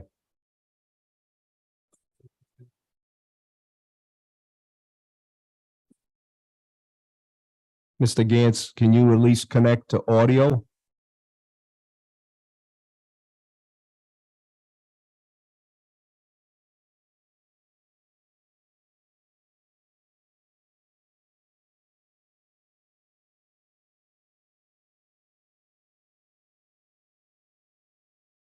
Well, we're waiting. You want to come? You want to come up? I just had a Casey Factor, 92 Wisteria Drive, Coventry. Just a quick question because it was brought up a couple times, I think in the last two meetings. But something's happening in January with density requirements. And no clue what that has to do with, the speed Well, at there's which. new laws that are being put by the state. And, this town is actually one of the towns that are a little ahead of the game, or not quite ahead, but Mr. McLean has been working on that every day to try to get our ordinance in line with the state. So they are pushing this type of development, just That so was you know. The comprehensive plan update. The that was permit. Being worked on. Comprehensive plan is in the state's hands now. We do not have it back yet. I'll defer to the planning director, but the cities and towns that have not met their 10%. 10% threshold are being told that if one of these permits come forward, the minimum approved number of units per acre is set by them, not by the town. In other words, we don't have any say. And what Mr. Landry was indicating was that this development right here is below the threshold.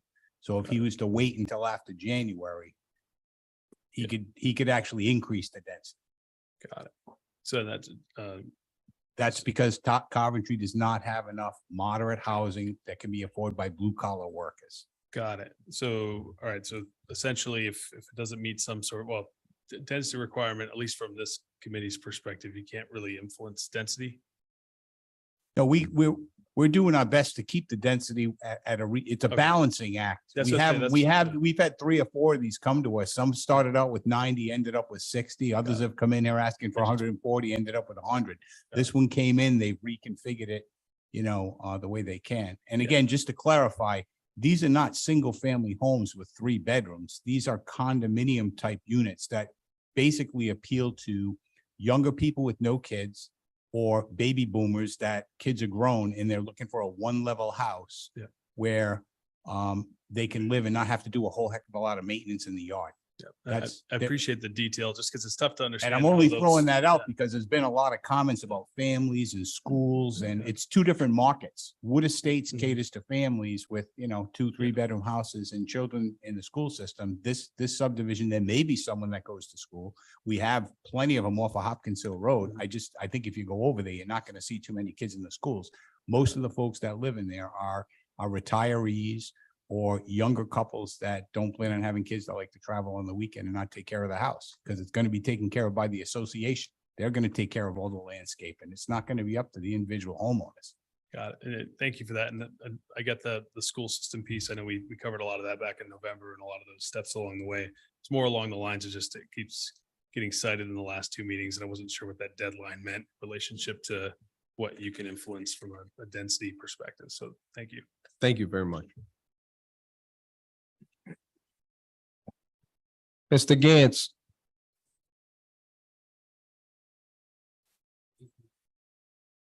Can you unmute, please? I feel his pain.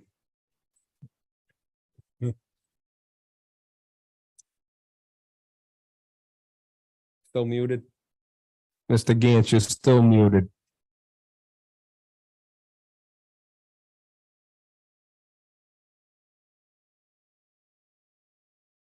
Yeah. Good point. I do that myself. I.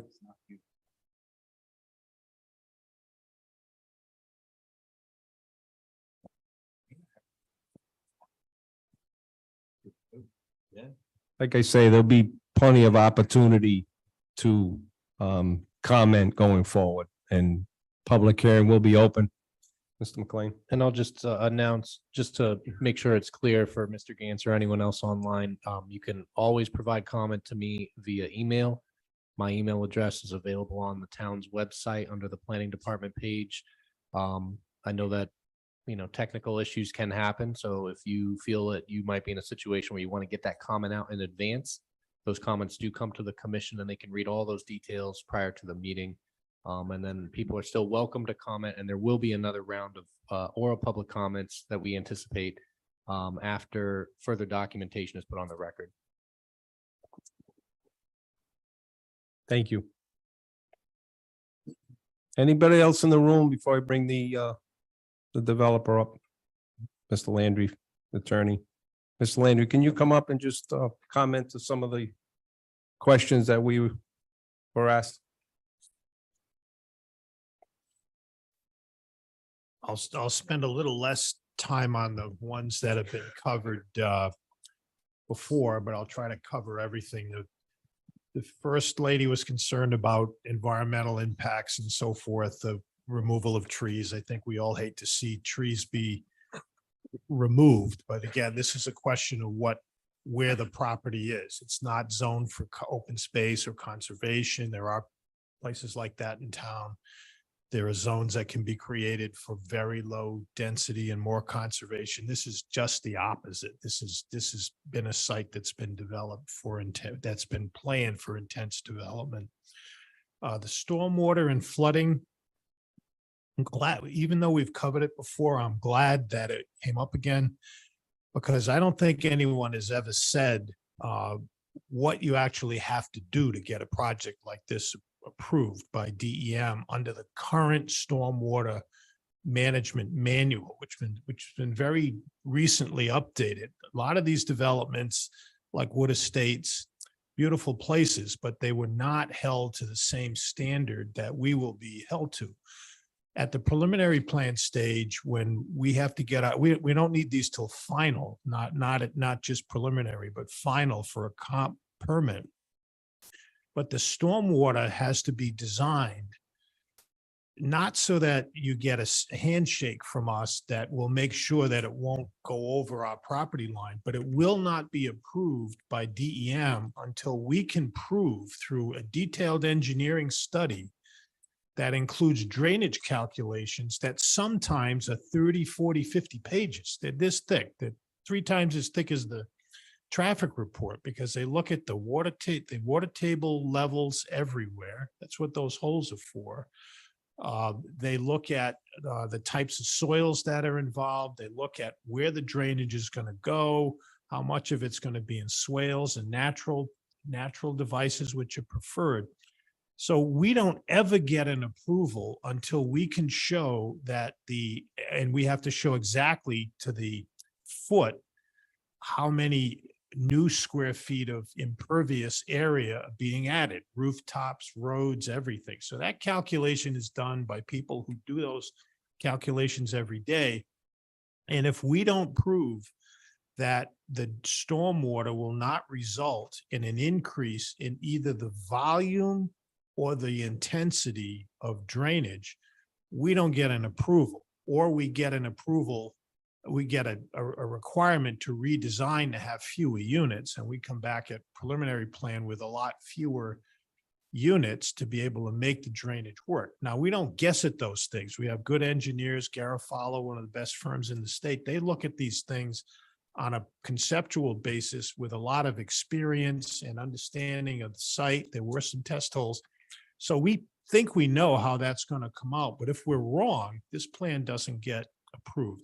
And that's not something that happens at the master plan level. It happens at the next stage, the preliminary plan level. There's notices to all of these same abutters. We have public hearings at that stage, just like we're having at this stage.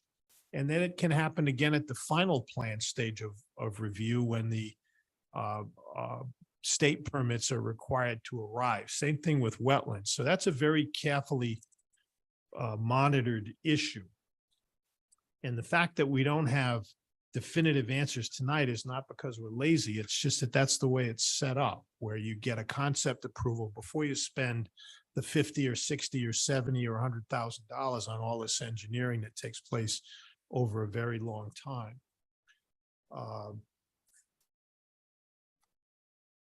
And so that's stormwater, the impervious calculations. Will this be a compound? Will there be restrictions? Yes, this will be a condominium. There'll be a condominium association. There will be restrictions on things like boats and satellite dishes and outside storage. And, we want it to be nice. And there's a whole litany of restrictions that are built into Mr. Kent's project and projects and good developments everywhere that just don't allow the thing to turn into an eyesore. Nobody wants that. And we don't want that more than anybody else. Mr. Bartholomew asked that the zoning ordinance be enforced. We're not asking for anything that's not already contemplated by the zoning ordinance. The zoning ordinance contemplates that in general business, where you have certain factors such as a high capacity road system, water and sewer, and a few other factors that all appear here, It's part of the zoning ordinance that those parcels are candidates subject to meeting those standards for high density residential. So it's already built into the zoning ordinance. On fiscal impacts, that did cover the municipal services. One of the documents on the town's homepage was the updated fiscal impact report by Mr. Lombardo. He looks at the cost of municipal services, schools, school budgets, the state aid to education. It's a very sophisticated report. It looks at the tax, the sale prices of the units, the tax revenues that'll be collected. And it's not a $300,000 delta. It's a $750,000 a year delta to the positive, mostly because this will not be a high impact project in terms of the school system. Unlike the 4-bedroom units that people are advocating, if there were half acre lots here, every house having 4 bedrooms, there'd be way more school kids than we're proposing with a lot more units. It's not about the units, it's about the bedrooms. And I couldn't follow how this would contribute to a future deficit of the town. If we're generating more than is being expended, it does something to relieve that particular burden presently and in the future. The other thing on the stormwater, there's no stormwater management now on this site. I mean, it's not a lot of impervious surface, but none of what happens on the site is managed. And that will change as a result of this development.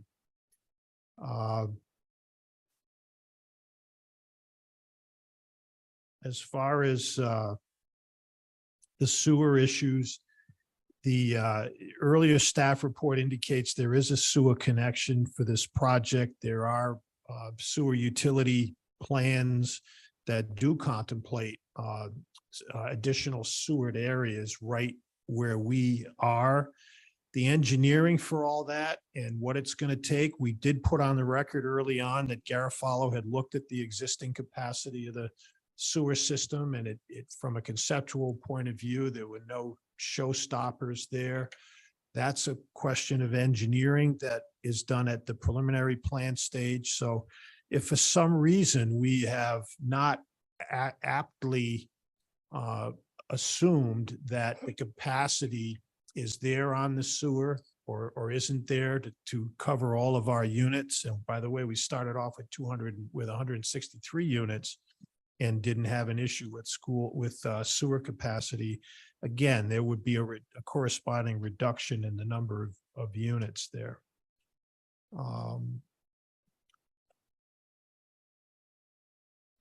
Somebody wanted to know about underground utilities. Yes, the utilities will be underground. How long will this be under construction? The same applicant did Cedar Ridge at 116 units, and it was completed in less than 2.5 years. These are a few more units, maybe we're talking about 3 years. But it's not a big project such that, we'd be looking at 5 to 10 years.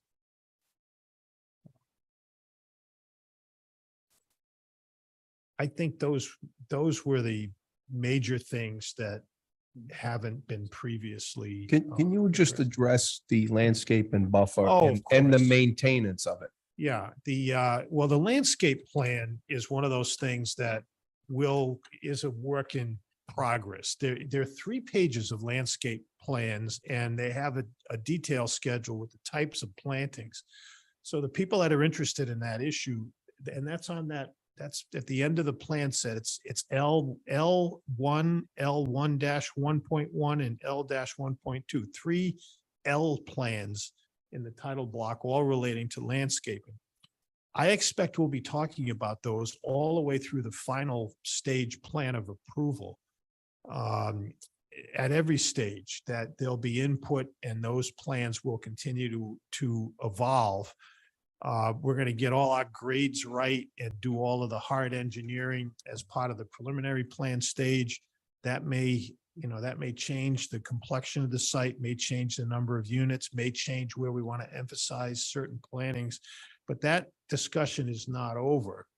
We're open to covenants in our homeowners association. The documents would have to be approved by Mr. Igliozzi. There are restrictions that would be built in to maintain the landscape. That would be part of the homeowners association budget. And we would expect conditions to be imposed that what we show on a landscape plan has to be substantially maintained for us to maintain our compliance with what's been approved. So, there was a time where people could propose something and then not do it, but it's not perfect now, but it's a lot better than it was when a lot of these other developments were built. This will likely be built in phases. It may be recorded in phases. And we have to come back to this board to record sub-phases to proceed one phase at a time.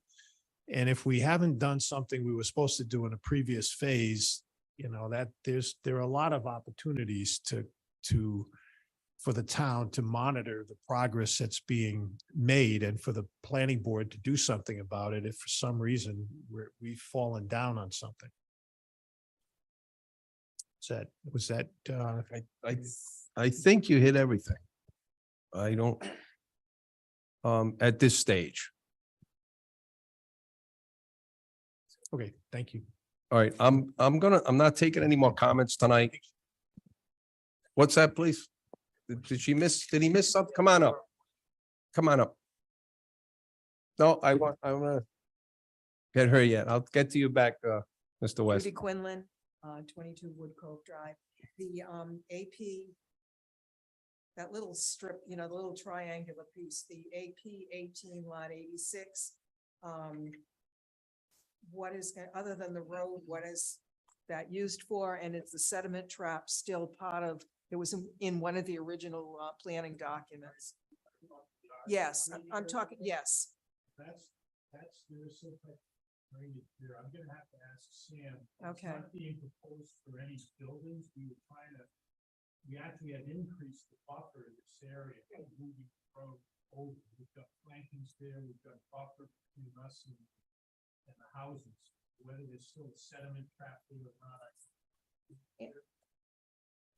There is. And is that going to be landscaped around it? And what's it for primarily?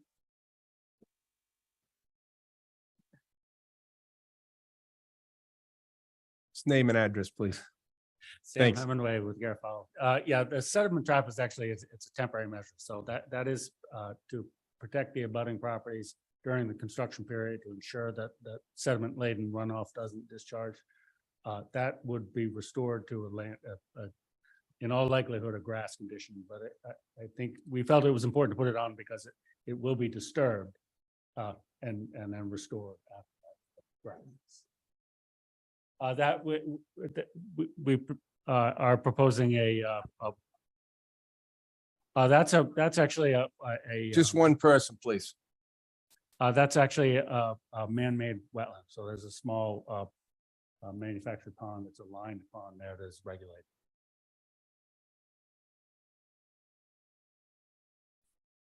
Thank you.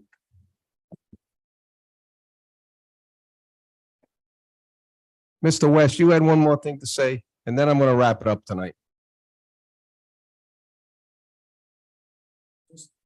I just wanted to try and clarify my comments about the financial impact.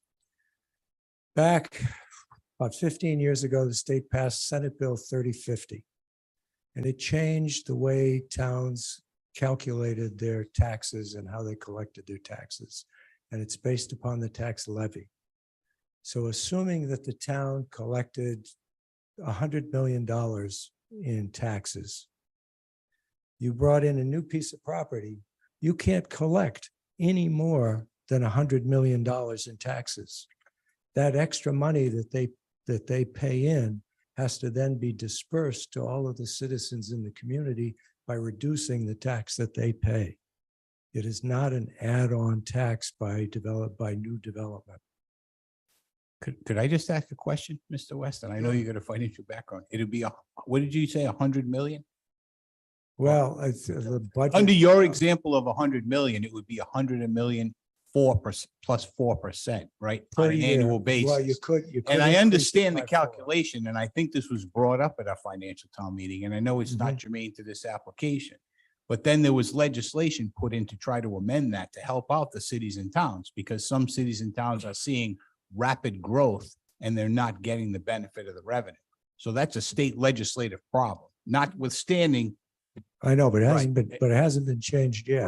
Right. But So- I think what the applicant, and they're required to do this, is to show that if they do this development, it's not going to have a negative impact on the town by spending more money Well, in schools. It may not increase the taxes, and it may help share just a minute bit above everybody, but it's not like if they do this development, that all of a sudden the school budget's got to increase to accommodate, 80 more kids. It might Good. only accommodate however many a condominium as opposed to single family housing. Yeah, absolutely. They may have to only add 2 more policemen. They may have to only add, 3 more maintenance guys. They may have to only increase.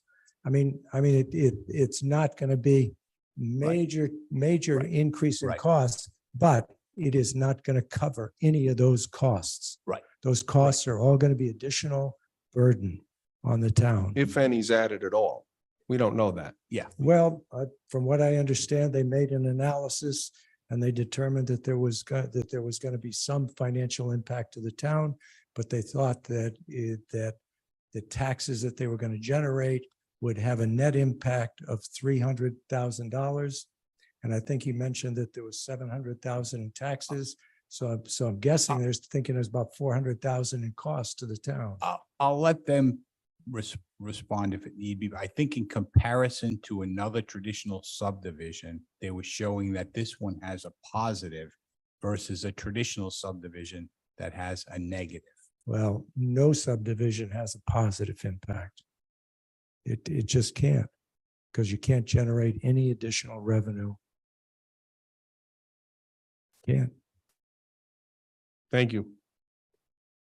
Mr. Flynn, Yes, go ahead. can I make a couple comments? Yeah, I'm gonna come to about- the board now. Yep. Okay, I'm good to go? Yeah, go Sorry, ahead. okay, couple comments about the drainage in Wood Estates. There was quite a few people have come up and I've kept track of, people's comments as we went along tonight. They were all really good. But Wood Estates, several times it was mentioned about flooding at the intersection of Magnolia and West Area, and also at Wood Cove and West Area. Those drainage systems that are in those areas will not be flowing towards the new development, nor will the water from the new development, as explained to us, be going into those drainage systems. Most of Wood Estates that was built in the 60s, and it was started out by Red Studley. A lot of that water is captured and goes into the concrete pipes that run into Johnson's Pond, which I don't think would be allowed today by DEM. And so most of the water in Wood Estates and that whole system runs into the pond, a little bit of it in the newer part of Wood Cove Drive that goes from West Area Drive down towards Route 3. That runs into a retention area that's between Route 3 and Wood Cove Drive. And then that has concrete pipes that go under Route 3 and that heads towards Mishnock Swamp. The area on West Area Drive where the pond is behind the houses that you're talking about, Jack Cazella built that section of West Area Drive in the late 70s. And he built that retention pond back there to the cornfield because it was his at the time. So that doesn't go into the system in the intersections that are flooding there. So there's several different systems in Wood Estates, but the majority of it does run into Johnson's Pond. There's a 36-inch pipe that comes out between Mr. Blastball and Mr. Goodwin's house, and that's where a lot of the water goes. So when the system gets full and it gets charged, It just takes time, as some of the residents have said, for it to discharge and drain into the pond. The higher the level in Johnson's Pond, which recently was brought up to full pond, has caused that drainage to flow into the pond slower. If the pond is lower, that system will drain faster because there's less resistance or less head pressure on it. I'm sure you noticed that, like in the wintertime, if the pond's down 18 inches, that drainage system works a lot better because it's going into Johnson's Pond, which again, I've seen people put dog waste in those drains and leaves and yard waste in those drains and all kinds of nasty things. Then we all swim in the water. And I don't think people understand that that goes right into Johnson's Pond where our recreation is. And again, on the other side, from the intersection of West Area and Wood Cove and the newer section, I'll call it a Wood Cove that goes behind the field, that was all wet in there.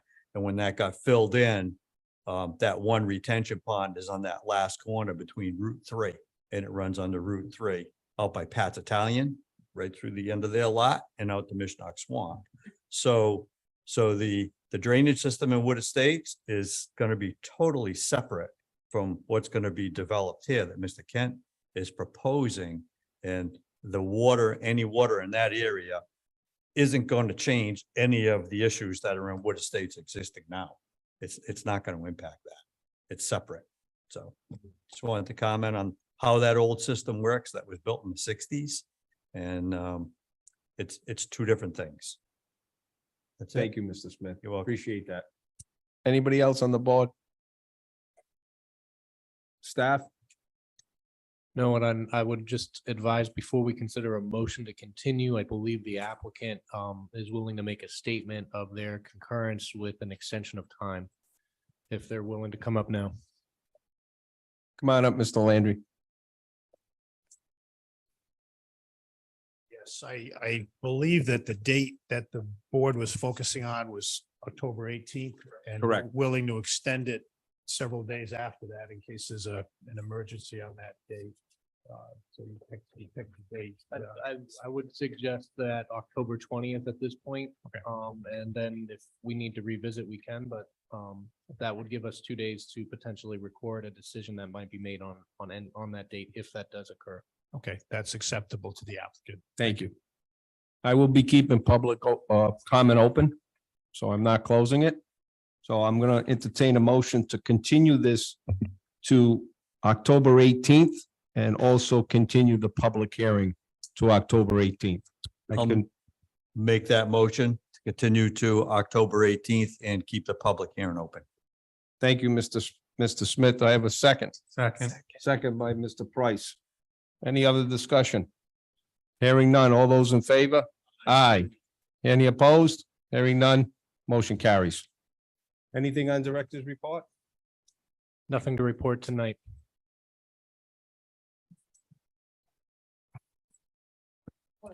Board, everybody on the board tonight, been to all the meetings up in today with regard to Coventry Crossing. Yes, No. No, I missed. but he's been following the minutes in the Zoom. I've got all the minutes highlighted. Well, there is some legal issues regarding that. I'll wrestle through. But the majority of the board members have been to all the meetings. Is that fair to say? Majority of the board members have been to every single meeting. We need to confirm that. Well, we're missing 3 tonight. No, I know that, but have your board of 9 or 7? 9, Have 5 of you, 1, 2, 3, 4, 5? 6 tonight. We'll miss No. Right. 5 have been. Did you miss one, Mrs. Alvarez? Did you? Yes. It might be worth checking the minutes, going back just to make sure. But yeah. And the longer they go on. No, I just. That's why I had to come on the 18th. Raising 'cause- the issue, gotta see what the new legislation says about that.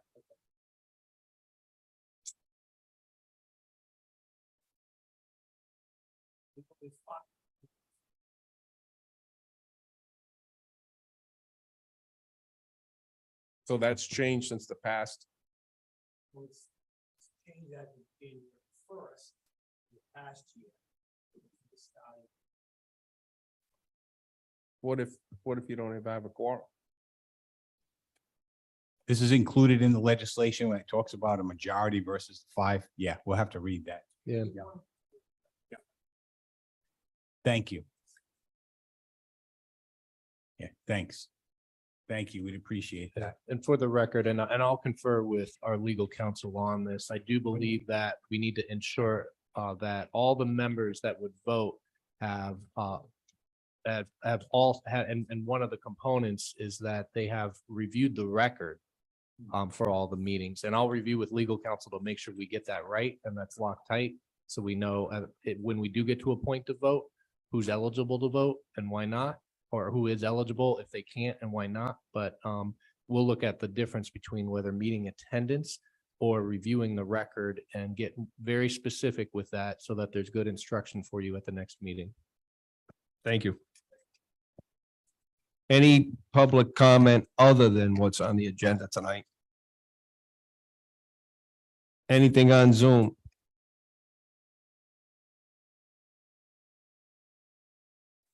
A motion to adjourn. Motion to adjourn. I have a motion by Mrs. Elderkin and a second. Anderson, you gonna second? Second by Mr. Anderson. All those in favor? Aye. Thank you.